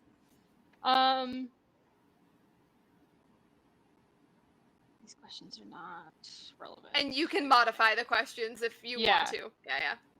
I'm gonna do a version of what are your feelings towards, which is, I don't know how specific I can get, but what is the other cause of the panic? Like, why is there extra? And then I still get 2, right? They just get to ask one of me. Yes. Yeah. And some sort of combination of what do you hope for and how could I get you to, which is like, you're like rushing in a direction. What are you trying to do? Like, what is the goal of wherever you're going? Yeah, I think, are you asking these questions out loud, or is this just in your observation? Yeah, I think I'm just trying to pick it up from, like, a distance by watching. I'm not really being super subtle about watching, but I'm not, like, calling out to them or anything. Yeah. The first question is relatively easily answered because you can see that this person, to describe them, this person has long, straight, like very straight, dark hair, and dark eyes. They have like Asian features and that yeah, kind of like olive skin, and they look panicked, they look scared, and they are wearing the most obvious cue is their outfit. They are wearing a white t-shirt that has a little logo on it, and from your observation and your looking, you see and can read the logo on their shirt as a like animal rescue. Okay.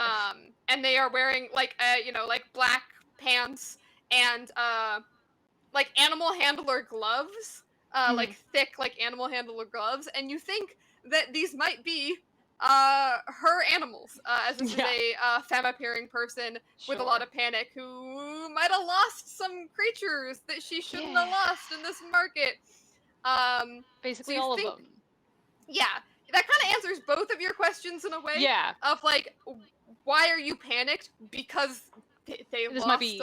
Yeah. This might be your Yeah. fault. Yeah. Actually. And where they are going seems to be Mhm. toward the nearest sound of the scream. Like they are going to Mhm. try and fix this. They're going to try and Okay. get their animals back. Okay. That is not any of my concern, but they might be able to help me.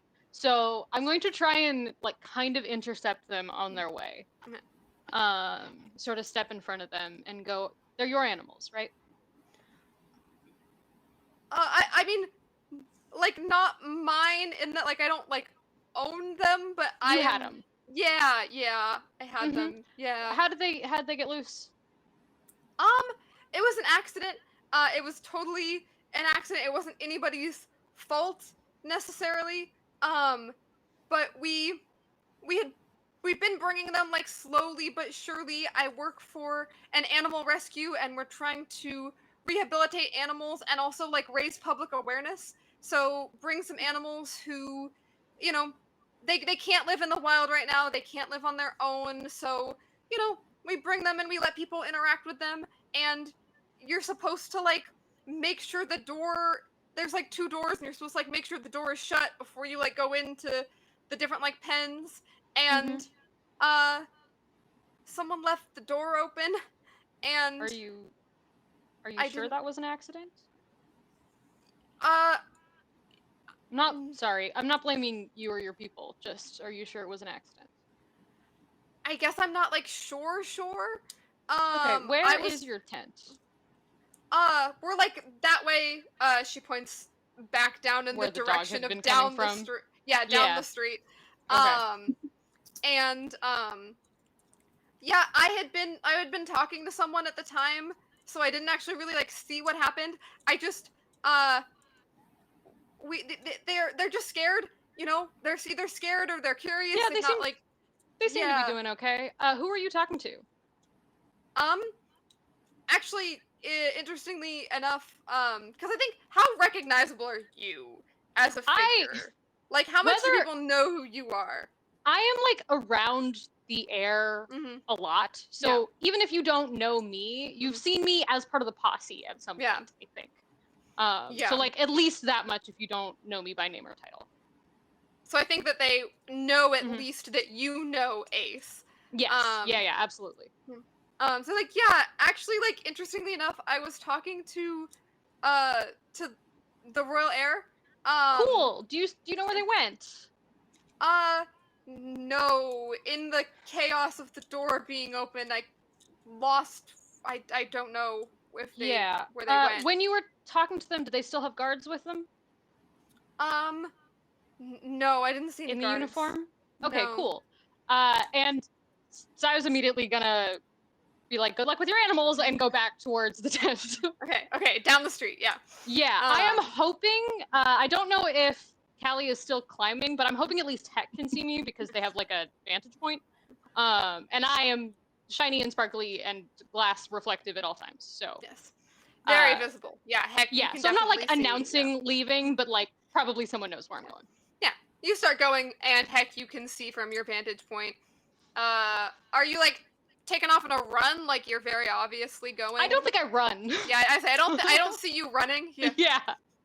But like that walking with purpose that you were doing. Yeah, very much. is kinda Yeah, what very I'm- much a like get out of my way. I have a destination in mind. Yeah. All right. Heck, that is what you see. but we will cut over to what Fifala is doing, which is, I imagine, going over to the food stands. So, based on the description earlier from what Heck saw, one of these stands that has prepared food had a very large, very wrinkly, Sharpei looking dog creature basically knock over their stand and is currently trying to like wrestle a bone out of their mouth in a like drop it kind of like fashion. And there's also just like a mess. Again, this is not a creature who's like caused harm on purpose. Just a hungry puppy wanted snack, and took all of the food because it was there. Yeah. Yeah, I think that would be a stand that you probably recognize and have like some awareness of, since I think you probably know all of the food stands here, to be honest. Yeah. Makes sense? Yeah. Yeah, absolutely. I know. I know all of them. They all know me. Yeah. I think like I'm gonna put like some money on the table next to me without looking because I know it's kind of like a butcher stand. Mhm. Grab like the biggest bone that I can find and throw it at the dog. Okay. And then In this is my how's that milkshake taste move. all right, if you're using a move, go ahead and roll. Yeah. This is my obsession move. Okay. So I'm at a Nice. 2 on my self-destruct, so we're not. It's not bad. Wow, that was a critical fail. That was 2 ones. Then maybe it is that bad. Yeah. What? So you were what were you trying to do? Because I can never remember what the moves are for all the advanced. What is the, if you succeed, what happens? Oh, it would have been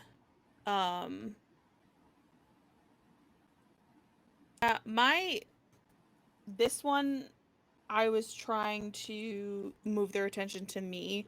So the move would, or the choice I would have chosen is they become enraged with you.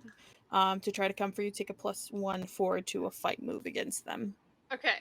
Okay. So you were trying to like really get this dog's attention.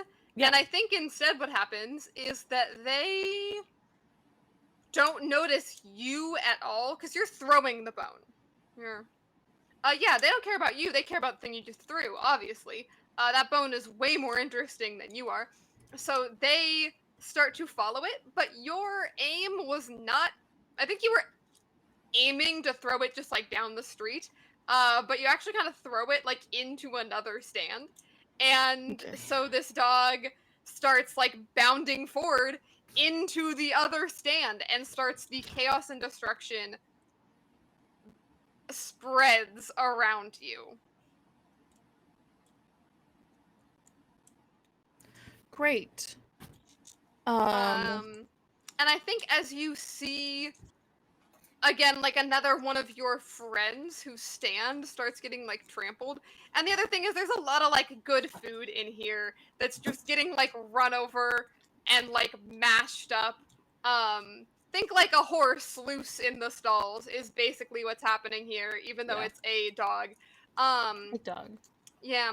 I think I'm gonna have you take a condition from that because I think that in your attempt to help, you realize you've made things significantly worse. Significantly worse, yeah. Yeah. I'm gonna take the guilty. Yeah, that's what I was thinking. Yeah, I was like, I think you start to feel Condition. really bad that Yeah. you try to help and just like they're screaming, they're shouting, there's, you know, Yeah. stop that, get out of there. Yeah. And then I'd like to try one more thing. Mhm. I'm gonna be making some food in my hand. Okay. And don't forget to mark XP for that failure. Oh, that's right. I forgot. I've just been rolling really well. Maybe that changes now. Right? Okay, so I rolled a 7. Okay. Absolute minimum that I needed. Yep. Just barely. Barely still is. You still got there. Yeah, but I just can't use this again. So I don't think I chose one for this. So what I'm gonna make is... Wow, there's so many things. Okay, I'm gonna make like it's a dish that all salmon dishes are in coconut cream. So this dish is like cooked fish inside coconut cream. Um, and so the one that I'm pulling from is the golden crust. So a scent a scent entrances those that smell it, causing them to float towards it. So I'm trying to get the dog to physically just like come toward me, and I'm just gonna like walk away with it following me. Okay. Okay. So on a 7, for that, what is the... You Again. can't make it again. So it Yeah. works, you just can't do it a second time. Yep. But that says that that happens to all who smell it, correct? Yeah.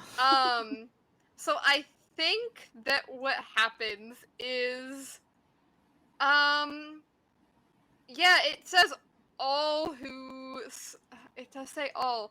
Yeah. And all is just all living creatures nearby. So, first of all the shop owners, like all of the people who are working at these stalls, and all of the people who have been shopping here, start to float towards you. So does the very large dog. Yeah. And yeah, you got a crowd around you. Okay, great. So all of them are following me. So what I think I'm gonna do is I want to just get everybody out of the area. Like all the people who haven't like smelled it yet, I'm telling them to put like Close your nose, yeah. close your nose, put a cloth over your nose, something. Just don't smell this. It's gonna smell really good. Mhm. But like don't smell it. And I'm gonna lead them out of the area and then yell to everybody else who's in the area, like clean up as much as you can. I'm gonna try to like do everything over here, basically. Okay, try to head away. Yes. With dog and a large group crowd. of people, a large crowd all around you. Yes. Yeah. Yes. And then once I have an idea for when they get out of their trance, basically. All right. Well, I think they will get out of their trance in a minute, as we will return to the roof to see what's happening there. You guys have like thoroughly split the party by this point. Everyone's off doing their own thing. So what is happening up on the roof? Other than Okay. awkward silence. Flick a butt off the roof. Are we like looking off the roof at chaos below? Can we see all that? See all that, yeah. Well, Romantic. Just watch the city burn. yes. That's what it feels like. Yeah, and Callie's just like they caught their breath and stuff, but now that they're up there, like, huh. Like, I just climbed a building, which one is an accomplishment, but two, it's like I just left all that stuff down there, and three, I don't know how I'm gonna get down because I didn't think this through. So they're like, yeah, I did that. Okay, this is what I get for not thinking and being spontaneous. That's nice. But yeah, they also realized they don't know. Like, they wanted to go join Hack, but then they didn't think through like what they were gonna say or do anything because they did not read Nature's Touch. It's Yeah, a new ability for Callie. Like, you have a feeling, when I like the flavor of, like, getting new abilities. It's like, you have a feeling there's something new you can do, but you've never done it before. And I think you maybe, like, go to try, and you're like, I know Yeah, I I like can that. do this thing, but I realize now that I would have to be a lot closer to her than I think she's gonna let me get. Yep, that, and I don't think Callie's in the habit of just like randomly touching people. So so they're like, I feel like I could clear a condition or something, but I don't know how to do that. Like, what is the next step here? And also, the city is burning. They're like, I mean, just Slow the process. surrounding areas. It's not the city. It does not Surrounding spread to the city yet. It is just Doesn't spread to the city. market. Yeah. It won't get that far as long as somebody steps in and does so.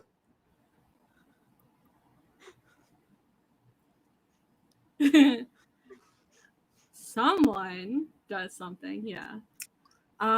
So I think, yeah, so maybe Callie's just like, should we do something about that? Oh, did you come up to, like, you know, is that what you're... I didn't understand what that was. I think Callie is just kind of like tilts their head. I think Heck doesn't recommunicate and is just sort of like, no, probably not. Okay. Yeah. So I think Callie's just gonna be like, yeah, I feel like we should do something about that, but I don't. Is there an easier way down than the way I came? Have you been on this roof before? Do you know this roof terrain? I usually jump down. You jump off of buildings? Yes, Okay. I like tall buildings. I like to leap off of them. Also, how tall is this building?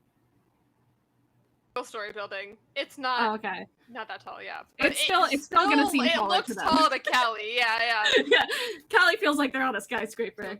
They're just like, oh yeah, I didn't know that was a thing people did. Okay. I do think Heck as well, like, you know Callie, and you are pretty sure that Faye is not going to be able to jump off of this roof without injury. I've been imagining Callie this entire time like John Hammond. With just like the cane with the amber in the top. Very excitedly talking about the dinosaurs with like a little dragon going across the shoulders. I love it. Not jumping off a roof either. Yeah, no. If the cane has a hook, they could do like a little, like, I don't know, Mary Poppins or Clara Oswald thing and like slide down a ladder. But I don't think a one-story building would have something like that. Yeah. Did you want to go back down? You did just get up here. I did. Yes, I'm up here now.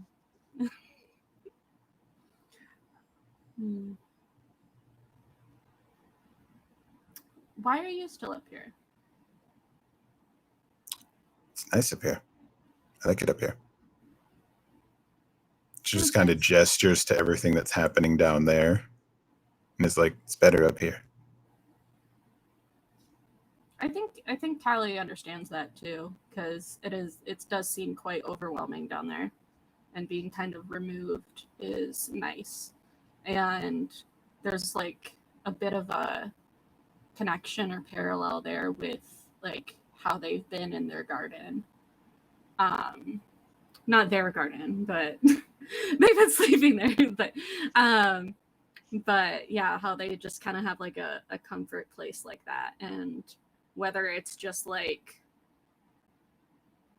I don't know if it's just a specific roof, but it's a roof. Like just removing yourself to a roof like that, I think kind of reminds them of how they remove themselves into nature at times.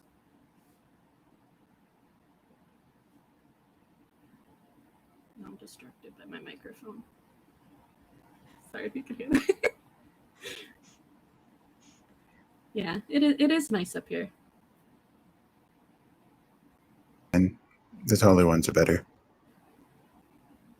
Taller ones? Point at like 50% of the buildings nearby that are much taller. No. No, I think they get their cane back out. They're like, no. I could not imagine that. They're on like a one-story building, and they're just like, this is the absolute most I will ever climb in my life. It's like Spider-Man over here jumping around. When you do it every day, it's not that bad. I think it could be nice. I see Charmander do things like that. hopping on and off of roofs and flying around. Could be nice.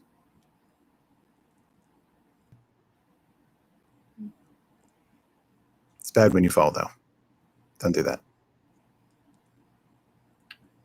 Okay. I'll try not to fall. Just back away from the edge. As you are sitting here having this conversation, heck, a small bird. And Callie, you know when you see this that it is not a bird.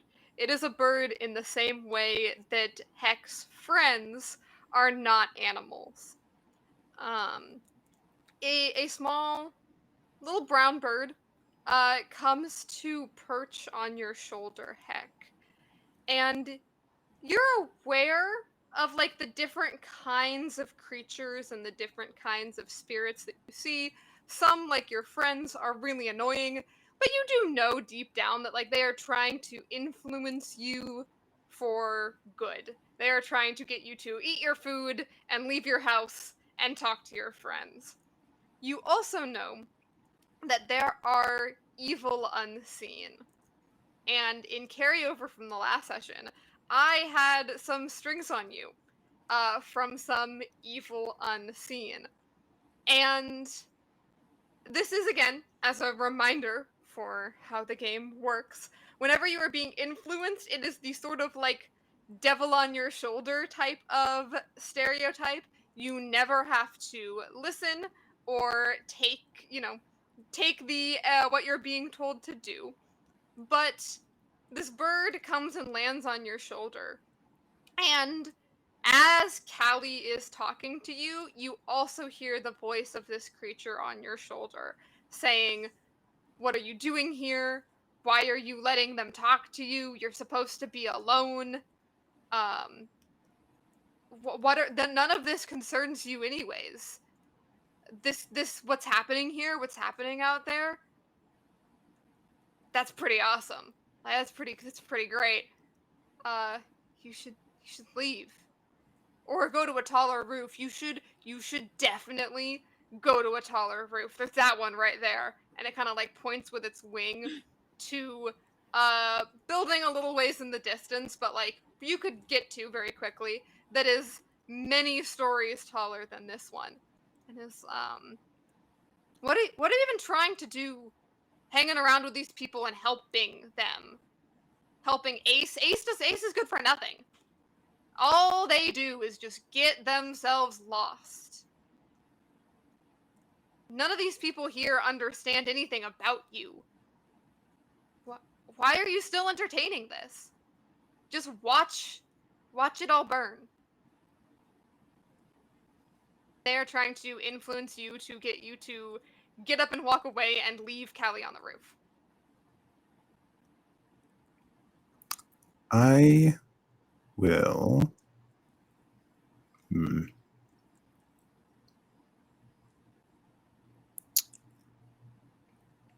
Tricky. And I think, Callie, you kind of hear like a little chittering, but you don't understand it. And you can talk to animals. So that's weird. Like, you get a bad feeling about this bird that is chittering on Heck's shoulder that you don't understand. And I think you can see. Actually, as you are sort of watching, in an escalation to the chaos, pretty close in front of you, a actual fire breaks out in one of the stalls. And the like light from the fire is reflected in the dark eyes of the bird, and it seems to like that. Oh my gosh. It's terrifying. I'm just picturing the bird looking like the like demon pigeon from K-pop Demon Hunters. Little hat. Sure, that is exactly what it looks like, yeah. Demon pigeon. I think Heck would ask,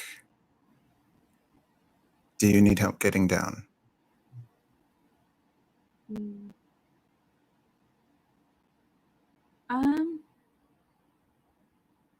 Yeah. I think she'll go down and then sort of like hold out her arms for Callie to jump. Terrifying. All right, so now I'm in Divergent. Great. So Callie is just like Callie like watches Heck like go down there and like hold out their arms, and it takes them a second, and they're just like, I thought you said not to fall off the roof.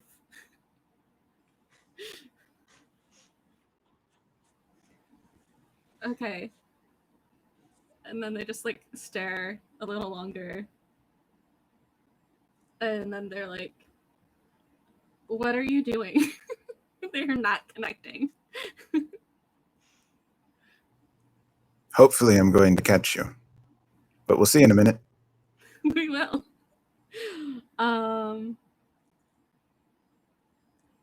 Okay, so then they like start to put together that Heck wants them to like jump and be caught. Hopefully. And then they like look around a little bit just to confirm there's no like secret way down. And they're like, okay, there's like, you know, the city's literally on fire at this point a little bit, so they're like, It's a I do small need to get off fire, this but thing. yeah. Like things are not getting better without without their help, and this is like obviously the next thing to do.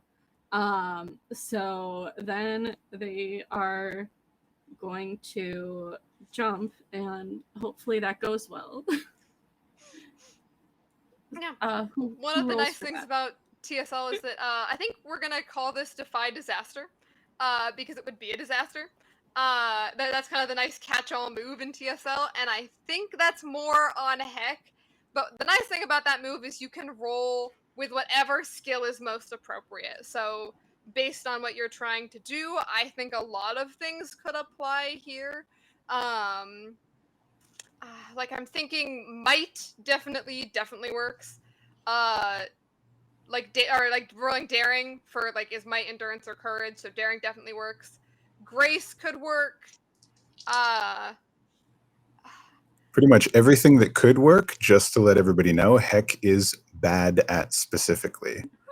Heck has a 0 in daring and grace, a -1 in heart. And in addition to that, due to the hopeless condition, has a -2 to the roll. Yeah. Oh my. I'm aware of that. I was aware of that, yeah. I'm excited. Let's defy disaster. And the whole time that you're doing this, that bird on your shoulder just kind of like scoffs at you and is just kind of continuing to feed you things about how this is useless and pointless, and how Callie's just annoying. Callie's just one of those annoying, just like your friends, your spirit friends, and just kind of going on and on. So I think that might contribute a little bit to the minus to the roll. But yeah, go ahead and roll some dice. And if anyone wants to donate a reroll, we might need it. Yes. I'm sure it'll be fine. Oh, let me turn on my Yep, we nice gotta cam. see. Yep, Gotta have the dice cam. Dice cam. There we go.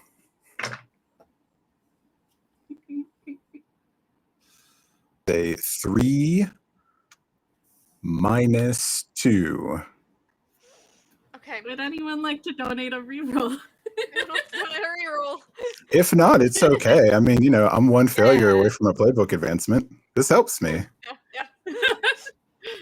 You're also one condition away from being out of the scene, which I think might be how we do this, because Heck failed on the Defy Disaster roll. Might be that instead of catching Callie, that Callie like lands on top of you.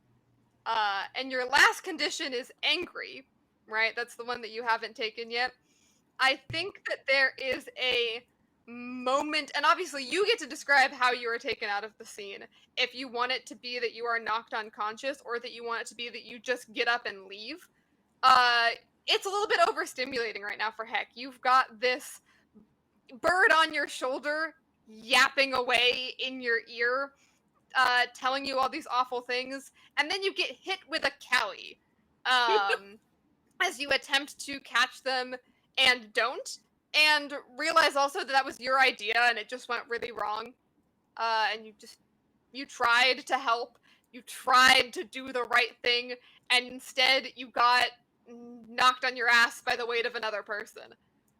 So I will leave it up to you to describe how Heck is knocked out of the scene and where she goes.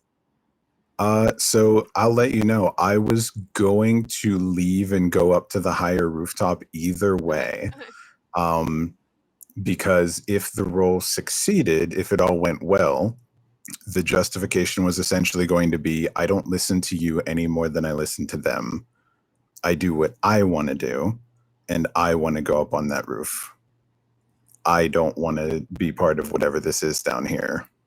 Instead, though, it turns out that the mysterious, unseen, shadowy friends that she has around the city, when they tell her what to do and she doesn't listen, it always seems to be that they were right.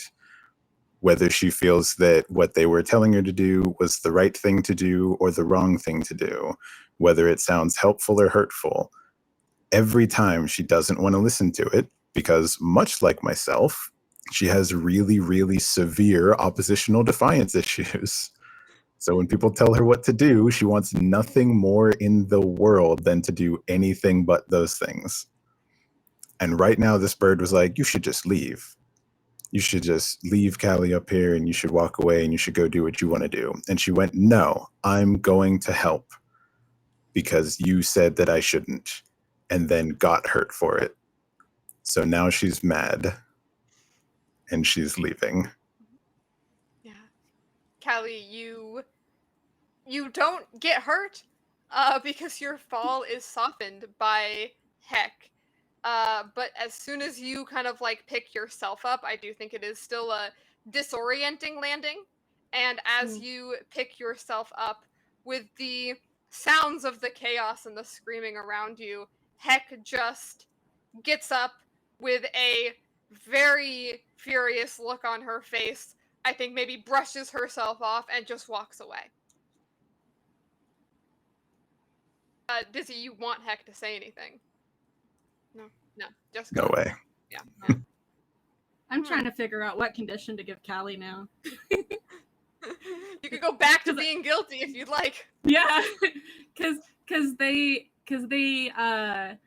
probably like, I know confused just at one, but like they're disoriented, but also like they did what Heck told them to do, and now it seems like Heck's mad at them, and so they're just like, I don't know. Insecure might work for that. Yeah, I think that could work. We can do insecure. They were trying to people. They were trying to relationship. It didn't go out as like they thought, but they also didn't think ahead. So it's such is life. For those of you who are still around, which would be Sayo and Faifala, Sayo, you had started to go off in a different direction, and Faifala, you were moving people just away, right? Like you were moving people with the pie just away. And Sayo, you were attempting to head down the street. I think you were all going to kind of walk past the same place, which is, like I said, a fire just broke out amid these tents, which is about to cause a lot of damage to these vendors.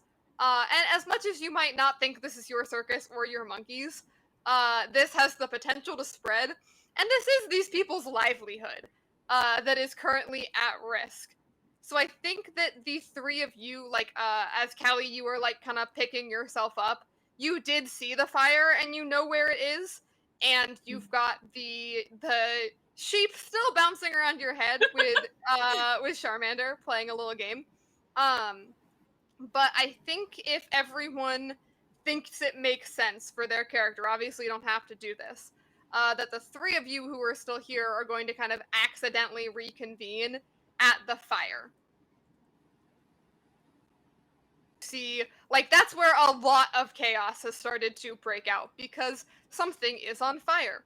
And as you approach the scene in various states of hurry/panic, Fifala, with a large crowd still around you leading up to this point, and a dog, horse dog, a dog the size of a horse, you see in this booth, there a lot of people have been, and Callie, you could have seen this as well. Like, people have been starting to kind of contain some of the damage, but some of the animals are trickier than others to contain.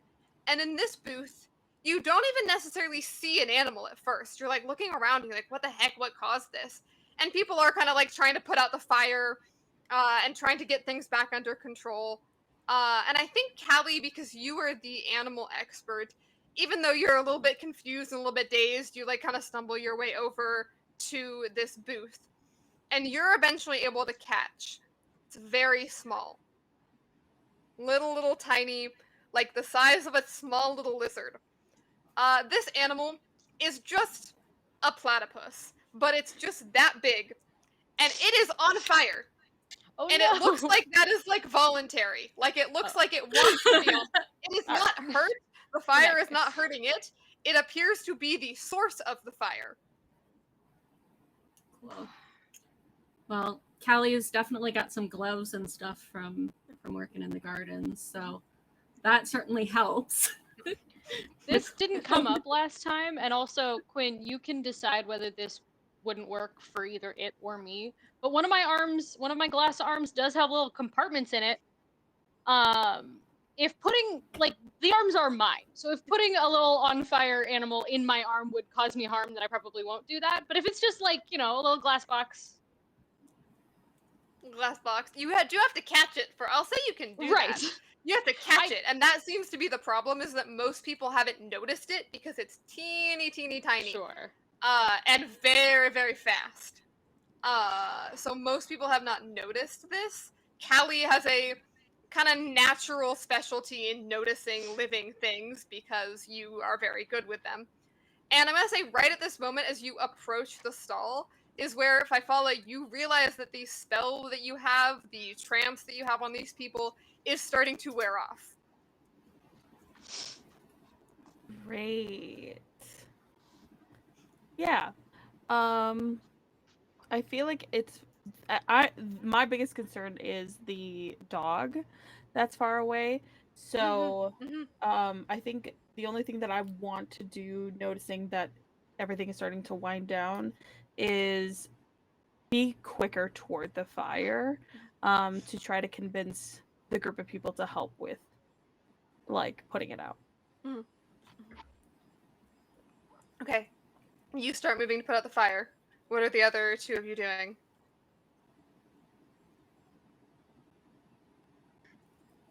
Is it, have I also seen the platypus, or is it just Callie? Just Callie at this moment, but Okay. they can point it Yeah. out. It's also, another option for the little on fire platypus if Sayo can't contain it or doesn't want to, is that I think Charmander would be like flame retardant or something. Because put the little platypus on top. He's like pet sitting. Yeah. Sayo's willing to do containment, but probably can't catch it and isn't willing to try that hard. So if Charmander wants to bring it to me, then I can hold on to it. If our lovely little pet doesn't want to be pet sitting. Yeah, I think Callie would find the little platypus and like be like distracted by it because it's just like this cute little platypus on fire, and it's also interesting, and they're just like, oh my gosh, and they're like, the platypus is friendly, and they have gloves on, but their gloves are designed for gardening, not like fire welding. Yeah, so they're like distracted until such point where they like realize like they're gonna burn their hands if they hold it much longer, and then they're like looking around, and they but they also have their connection to Charmander, so whether he's like outside or inside or wherever, he's always right Charmander there. Yeah, Charmander just like, comes over, and then they're just even when he's like, far, he knows when he's needed. Yeah, just kind of like, like when you're like moving a little bug or something, you just like put it on top of Charmander, just like on the little back, is riding a dragon now. Yeah. And yeah, Um, Charmander is definitely flame resistant, so that works. Yeah. As people put out the fire, there is sort of a moment of calm in the midst of the chaos that has been happening around you today. That gives the three of you a moment to kind of like reconnect and chat as you've all gone your separate ways. But the chaos seems to have quieted a little bit. And Fifala's holding a dish of food that smells really good. That smell is starting to wear off. Yeah. Mm. I feel like if I eat it, it'll just be like gone. Yeah, yeah. Okay, so then what I'd like to do is eat it. Everyone kind of like comes out of their trance, and then I would like to see if I can clear my guilty condition by like I know all of these people because I frequent the market all the time for food. Oh yeah. So I would like to offer them like my time as well as like a full meal at the castle provided by me. Absolutely. Yeah. I would say that that works. And in exchange, will you help with the fire? Like the last little bits of it, so like I don't have to do it. I could just direct them to do it. I think that that absolutely works. I think that everyone knows you and knows what a good cook you are, and so is very willing to be like, oh, absolutely. And they're willing to help with the fire anyway, simply because they're here and it's, it's the kind of place where everyone does take care of everyone else and realizing that they probably know the person whose stand this is and don't want it to be on fire anymore. Also, with the knowledge that it will spread. So they kind of help and clear up any remaining chaos. Yeah, and then I'm obviously sacrificing a bunch of my time. And I'm really happy that Heck isn't around, that they know about any of this so that they don't know that I'm gonna like stop making cheeseburgers for a while.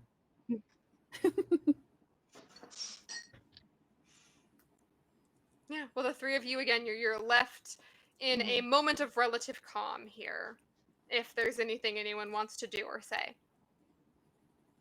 Sayo was heading to the tent, I think. I assume this was like along the way. Yes, to this that, was on the way. The Yeah, fire. yeah.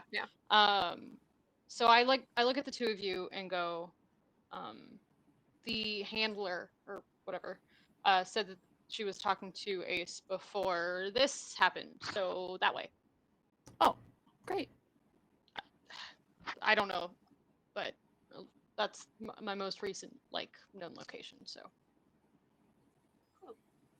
Callie was not there for all this handler stuff, but they actually do put two and two together here with the, oh, this must be related to the animal thing we're all working on. So yeah. Yeah, Sayo barely gave an explanation, to be fair. They were just like, I'm going this way. Do you want to go? Callie just follows. They do that sometimes. I believe the entire group that I've just promised something to, so I don't ask for more shit. Yes. Gotta The go. three of you make your way to a fairly large area in what's kind of the center of the market. It is a big tent that has a flap that has a sign over it Animal Rescue Sanctuary. And there's a big sign on the door on the front that is please close door behind you. And as you walk in, it does the thing where it's there's one door and then there's sort of an area where you can observe and look inside to where there are various animal pens, but then there's another door that you have to go through to actually enter where you could interact with the animals. You do see there are still some animals left in here, some that it looks like are a little bit more shy and skittish and never actually left even when they had the chance to, and then a couple that have been returned. And as you enter here, there's still one or two what looks like volunteers who are here, who quickly gather up the cloud sheep and fire platypus and put them back in all of their. This is not cages that they're in. This is enclosures that are environment specific. So each kind of little enclosed area is specific to the environment where these animals would be naturally found.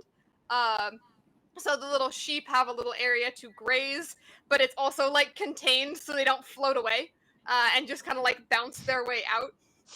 The little platypus has like sort of like a lizard like terrarium, but everything inside of it is fireproof, so it doesn't just go around lighting its whole home on fire.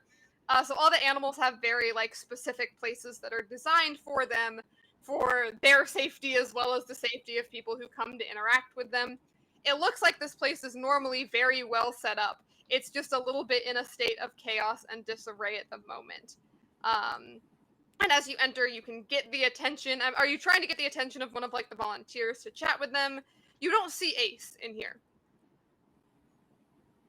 I think from the like brief conversation I had with that person, she said that she was talking to Ace before. Yeah. And then didn't know what happened to them afterwards because, Mhm. more immediate problem. So I think I'm just gonna find someone else who looks slightly less panicked to maybe be like, hey, did you see this person? And maybe a direction they ran off into. Yeah, absolutely. You see a masculine looking figure of a shorter, kind of stockier built man who is bending down and kind of like gently petting one of the more scared animals. So you can't tell how panicked he is because he's trying to Mhm. remain calm for like the sake of the animal. Yeah. And it's like kind of gently talking to it in like a very gentle voice, wearing that like exact same like volunteer uniform with the same symbol on it. Uh, the Mhm. only like unique things, it looks like he has like some tattoos running down his arm of different animals, so you can he seems like Cool. someone who's really into this. Yeah. And sick. yeah, you can kind of go over and get his attention. Yeah. I think I just stand like in his line of sight until he notices. I assume there aren't like this isn't just open to the public. There aren't just people around generally other than us right now. Now there seems like Yeah. there's no one else in here. Yeah. Okay. So yeah, Sayo makes the assumption that just like being around is going to be distracting, at least Yeah. briefly. Yeah. No, he looks up and sees you. And he kind of looks back and sees like Callie like depositing the other animals. Right. And like, thank you for bringing them back. We're having a bit of a interesting day. Can I help you with anything? I spoke to her colleague a little bit ago. She said that when like right before it happened, she was speaking with the air. Do you know what happened to them? Uh, yeah, I saw them in here. It looked like they were actually trying to help get some of our animals like kind of calmed and under control. Uh-huh. I think that they might have like gone off after one of them. That makes sense. Yeah. They went after a specific animal? Yeah, they had been in here kind of like interacting with our gargoyle. And gargoyle is not like a gargoyle in the sense of like the stone animals with wings. Sure. Gargoyle is in this world is a uh like kimono dragon sized lizard. It is, Hell if yeah. anyone knows what a gargoyle gecko is. I have one who's sitting over here, but again, nocturnal. Otherwise, I would show him off. Sound asleep. It is a large.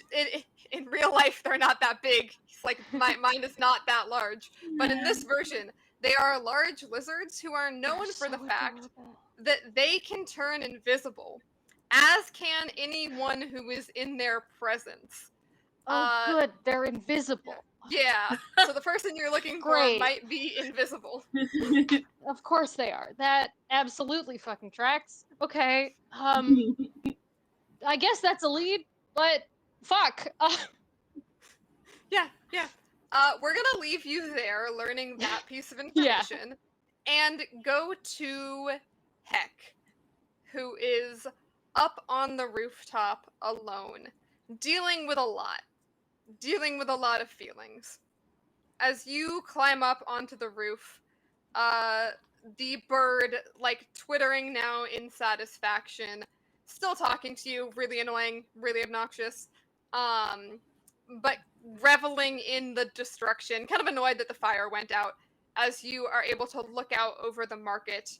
I think this building is just outside the market, so you've actually left the market itself.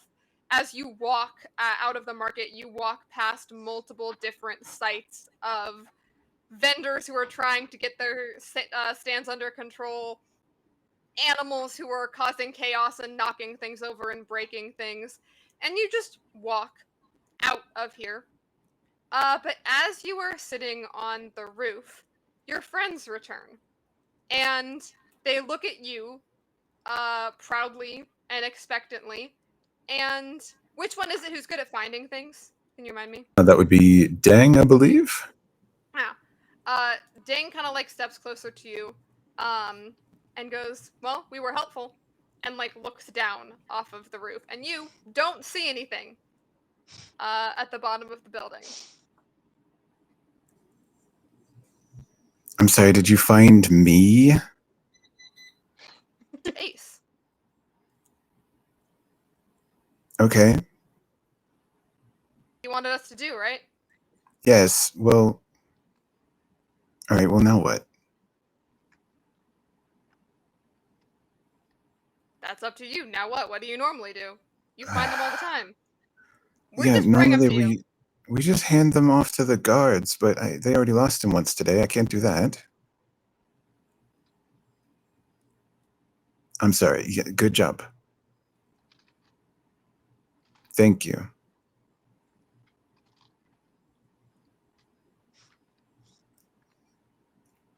I think she like swats at the one on the shoulder, knowing that it's not corporeal. Mm-hmm. It's just Yeah. annoying. Yeah, it kind of fades away. You know, part of the deal was that we would help, but you would, to be fair, what you did, you left your place. You got outside. But part of the deal was also that you would talk to the people you've been avoiding for the past week. I did. A little. Some of them, one of them.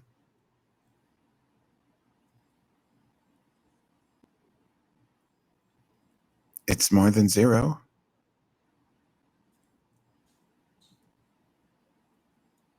Oh my god, fine. She'll start climbing down the building. As you climb down the building, I think you kind of accidentally kick something, and you hear Ace's voice, despite the fact that you do not see him, go, "Ow, hey, I'm right here!" Seriously? Hey, I have a friend now. You can't see him, but he's here. I need to bring him back to the tent. I assume that means something to somebody. Are Yeah, you... sorry, animals. It's been interesting. I caught this like lizard thing, but now it's like wrapped around me, and I think it likes me, and I don't want to let it go. I don't want to scare it. But I don't think anyone else can see me. Cause seems like you can't see me, and I did remember reading somewhere that these things have like invisibility power things. Do they have stop you from being able to walk around and talk to other people power too? No. All right. I'm talking to you. Well, you've made it very difficult for people to find you for some reason. Look, just come on. I didn't realize you were looking for me until your little friend came. You didn't realize people were going to be looking for the royal heir who went missing earlier in the middle of a pandemonium? I wouldn't say I went missing. I went to You chase came to down... the market with 2 hapless guards and then left them and didn't realize that anybody would wonder where you went? Well, I had to chase down a lizard before it got lost. It's very hard to chase down an invisible lizard, okay? That's one of your new royal duties, chasing lizards? I didn't want it to get hurt.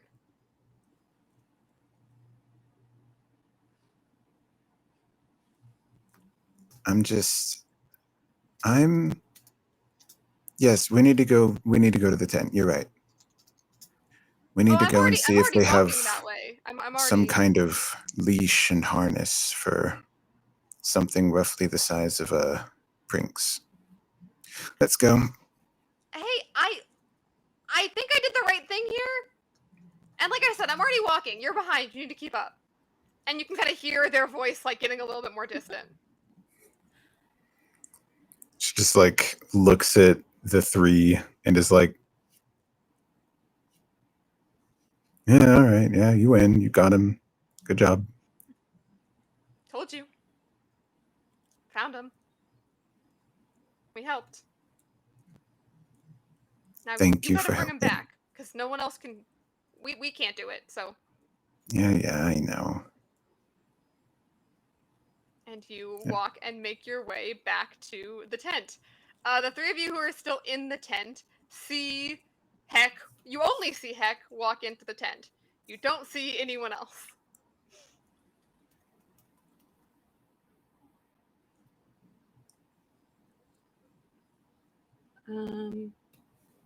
I think Callie would be like a little surprised to see Heck again.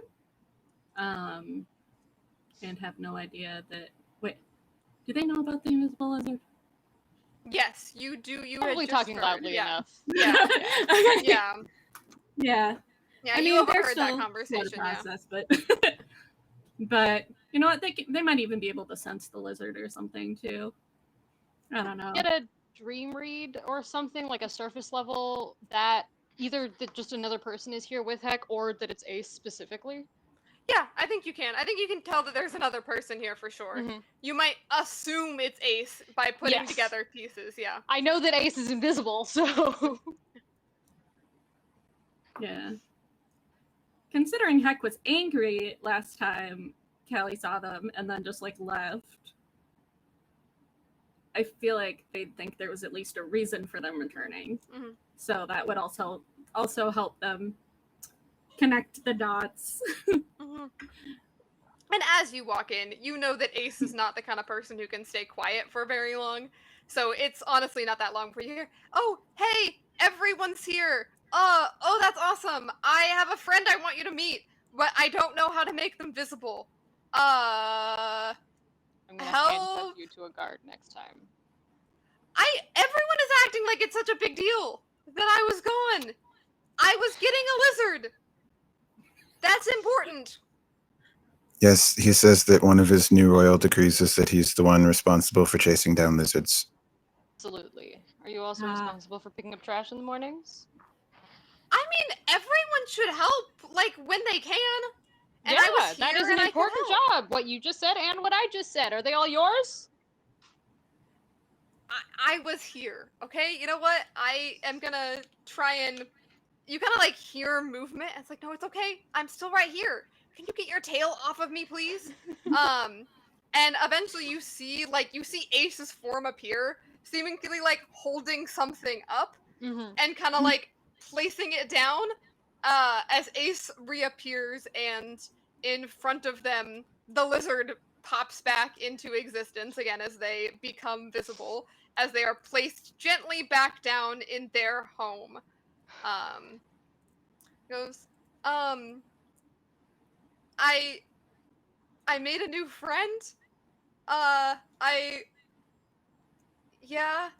I didn't actually Congratulations. catch the lizard's name earlier when I was here. They started running, and I started running after them. And apparently, that caused problems. And I am sorry about that. But it's all good. We should go and probably, like, there's a lot more animals, I think, that got out. Should we go and help with that, or is that not my job? Callie didn't pick up on any sarcasm. They were just really excited to meet the lizard. And they acknowledge that Ace is there too. They're like, oh, cool, we found Ace. You know, it happens like once a week. And then this wasn't as scary as when they were missing for a long time. It's like half a day. They like, I know. yeah. So they go over to check out the lizard until prompted or reminded that there are other animals too. I forgot what we did with the actual guards that were assigned to Ace this morning. Get the Bully castle just lady. walked away Right, from okay, them. so they're Yeah. not Yeah. here. It's like, leave this to a professional. Yeah. I don't know. Well, I know Um, Callie is gonna want to help with all the animals. They're gonna be like, why didn't you come get this? I'm going Io to is not attempt going to to do help with the something. animals, but is going to stay within like 2 feet of Ace as much as Yeah. possible. I think Oh, we're bummer. reaching the point of the day where everyone kind of is going to go off and say they're like ending things, like what they're doing here at the end. So I think that it makes sense for Callie to go off. And now that we've found Ace, that's the mission, that's the journey every time, is to find them, and you did with some help from some friends. Callie's going to go off and rescue some more animals. Sayo is going to stay very, very close to Ace's side. Were you about to say something, Dizzy, for what Heck is going to do? For what Heck is going to try to do, it is probably not going to work, but failure meant playbook advance, and I'm gonna try and do that thing. I'm gonna try to just like twirl Ace in a circle and send him back to the palace. Okay, go I ahead. have Yeah, to you roll have to- grace yeah. for that. So I we'll cast You're Grounded. yeah, essentially. Just I just don't trust you not to disappear in the 2 miles between here and there while surrounded by the people who keep track of you professionally. I still don't trust that not to happen. Yeah, So I'm just gonna try to send you to your room. And let's see if it works. Roll. That was Oh. that's already not looking good. Oh no. Oh, Oh. well, Well, Take it. I think that counts. Take it. I think the dice have What are we spoken. adding? What are we adding to this? Because it may not matter, actually. Yeah, I don't think you have so many penalties that I don't think it matters. it's 0 to add to Yeah. it because it's a grace roll. Mhm. Oh, okay. But hold on, let me check what the requirement on it is. 7 to 9, you don't arrive where you intend. You arrive almost too late, or you lose something important in the process. The GM will tell you which. Oh no, we just found him. We lose Ace on the way to the palace. Yeah. Really quickly, before we resolve that, is there anything, Fifala, that you want to do? So yeah, there is one thing that I want to try. Okay. So one of the things that I can make from like the sunhand baking makes someone sleep. So I want to make our pranks sleepy Take a nap, yeah. and just be carried. Okay. Maybe like I'm carrying the pranks just to be like, just in case it happens. I'm like, oh yeah, like let me give you a piggyback ride. Let me just see if I make it first. Yeah, go ahead and see if you make it. Then I add daring. Yeah, okay. That's a 7. So I make it. I can't make it again. Okay. So I give it to them. I give them it's called a panikeke, so it's like a round ball that's like kind of like pancake batter. It's very sweet. Has a banana flavor. And I'm like, eat some of these. And then I have some get on my back. I have to introduce you to some of your, constituents, and I don't think peasants is the right word because you're not technically the ruler yet, Subjects? but the subjects of the kingdom, Sure. who will be coming to the castle soon because I owe them all a meal. Oh. So we should go meet them, and I know where they are, so you should hop on my back while we go over there. Okay. Yeah, that's fine. Yeah. And then Heck Yeah. casts a then Heck spell on is us, gonna- and yeah, we go yeah. somewhere completely different. Yeah. Speaking of, we just got another donation, so thank you for getting that in. The stream's still going. There's still time to donate. There might not be a ton of time to still affect this game, but we could still get to our donation goal for the night, or the middle of the day, depending on what time zone you're in. And I got a string for a generic player, and I am going to spend it on Sayo. Okay. You want to stay close to the Prinks anyway. You should go with them. You Okay. should go with where they're going. I don't think that's a hard string influence. Yeah, to absolutely. give. Yeah, I don't know how this works to like with the spell that Heck is casting. This might be what's causing the problem, in fact. Yes. But yeah. Yeah, I'm putting something together here where Hell yeah. I'm actually going to then. I also have other generic strings left over from last time, and I'm going to spend that on Callie, which might be a bit of a harder sell. And again, you do not have to say yes. When the GM tries to influence you with a string, if you accept, you do gain XP. But you are allowed to say, no, I don't want to do that. Even though there are a lot of interesting animals here, I am going to try and influence Callie to. You see, all of your friends, your companions, are all gathering around Ace. And it seems like Heck is maybe starting to do something, and I'm going to try and also influence you to go with them. Yeah, I'll do that. Okay. And I don't need to spend. I do have still a specific string on Fifala, but we'll save that for next time because you're already going. So Heck, as everyone is sort of gathered together, and you cast this spell, this astral dance, to send everyone back to the palace. To just, you've had enough of this. Everyone go home. Ace, go to your room. We're not losing you again. What actually happens is everyone spins through the fabric of time, is that you all appear in 4 completely separate locations, not together anymore, which I think sets up very, very nicely for where we will pick up when we inevitably do this again. And Heck, you know that. You are aware that what you tried to do I would give you another condition, but you can't take anymore. So Heck is emotionally distraught, and you just sent your friends to a whole bunch of places, and your other friends, your little creatures, are giving you a exasperated and slightly disappointed look in the shadows of the corner as you have sent your friends somewhere. We will find out where next time on our Oops All Ace TSL Anthology game. So be on the lookout for that. I have a feeling we're going to wind up doing these about once a month as different fundraisers for different charities. Not my idea, but that seems to be what's going to happen. So that is our stream for today. Again, as we go around and do our outros, there is still time to donate. We have reached $50 so far, so we are at exactly half. And even if you donate something that doesn't get used in this exact game, I will keep track of it and we will use them in the future. So I have that string marked down that I have on Fifala to use in our next session. And that's the nice thing about doing recurring games, is that I can keep track of things and they can build up. So there is still a benefit to donating a influence the game, because you'll influence the next one. So we are going to go around now and do our outros. I like to go in reverse order from how we went at the beginning. If you, I think.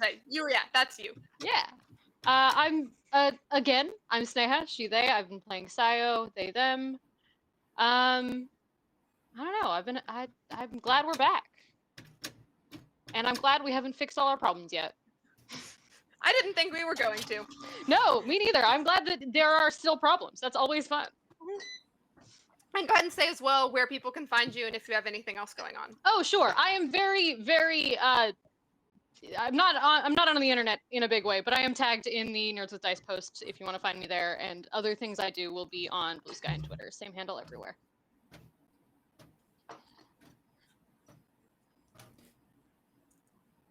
Merm, I believe that is you next.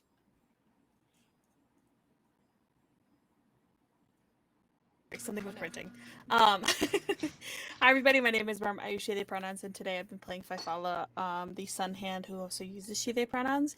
And yeah, you can find me I changed my usernames on a bunch of platforms to Merm with 3 R, so that's MIRRRM. And so that's where you can find me most places. Actually, in about 45 minutes, I will be on another charity stream on Meadowlark Productions, where I will be playing my son, who was briefly in this, cuddling and sleeping on me. We're going to be playing Trash Pals, which is just a fun, chaotic games light or role light game. And we're going to be raising money for the organizations that are on the ground in Texas for the flooding that is damaging everything out there. So catch me there, and then find me on Blue Sky for the rest of my schedule because I have so many upcoming games. So yeah. think is that me? Yes, that moves to you. Okay. Well, I will eventually know what order these go in. Hi, I'm Dizzy the Bard, the hottest artist on your Spotify. Bottom line, I played Heck today. She, they, I'm they, them. Close enough. You can find me as Dizzy the Bard on whatever social media I'm on in current year. I'm not going back on meta platforms. I'm not on Twitter. So currently that's just Blue Sky and YouTube. But if anything exciting happens in the next couple months or weeks or whatever, and a new platform emerges, that'd be neat. And I might be there as Dizzy the Bard as well. But for now, YouTube, Blue Sky, that's all I really do.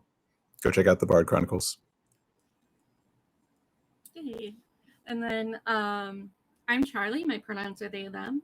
I was playing Callie Brambles, the nature witch today. Pronouns they, they. Charmander, my little dragon companion. And then you can find me at She Regenerated 13, which is on the screen as well. On pretty much any platform. I mostly check Blue Sky and Instagram at this point, but I do have like cosplay stuff on TikTok. I have a link tree which will connect all of those for you. Same handle. I mostly like make queer and Doctor Who stuff. I made this shirt. I'm really excited to talk about it. I made this shirt. So this is Shirley from Doctor Who. Disabled character, disability pride flag in the background, like a little rainbow. Got the TARDIS. I liked it a lot. I ordered it immediately because I wanted it.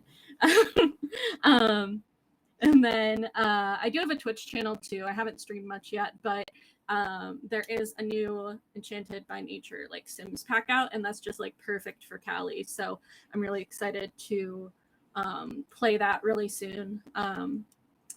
And maybe Callie will be a nature nomad or a fairy or something. I don't know. We'll see. But yeah, this is my second time playing ever, and it's so much fun, and I'm just happy to be here. That was probably the first thing I said when I was here with everyone. I was just like clapping and excited. And I look forward to doing more of these little one-shot charity stream things in the future.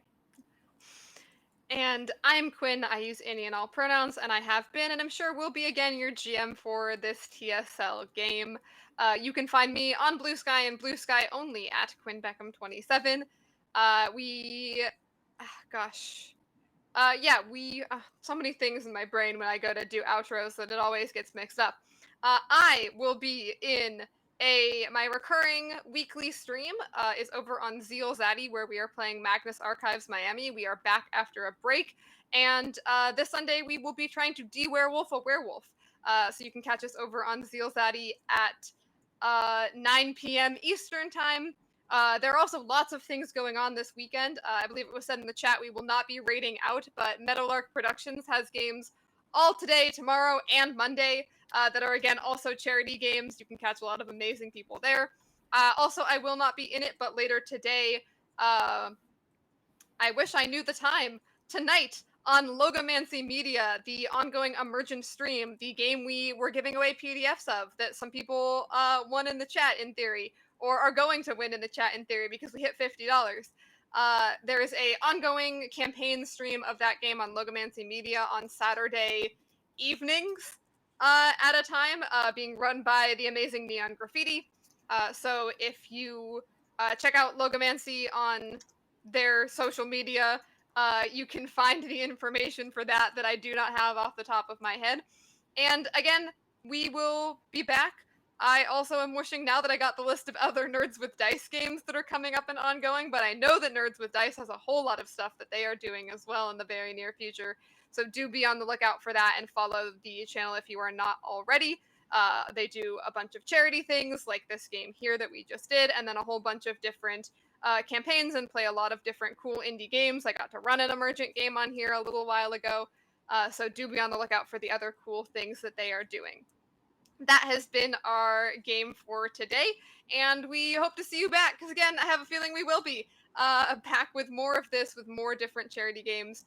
It does not look like we have hit the maximum donation giveaway by reaching our top goal for today, but we did raise $50 for dots, which is really cool, and got to give away 2 PDFs.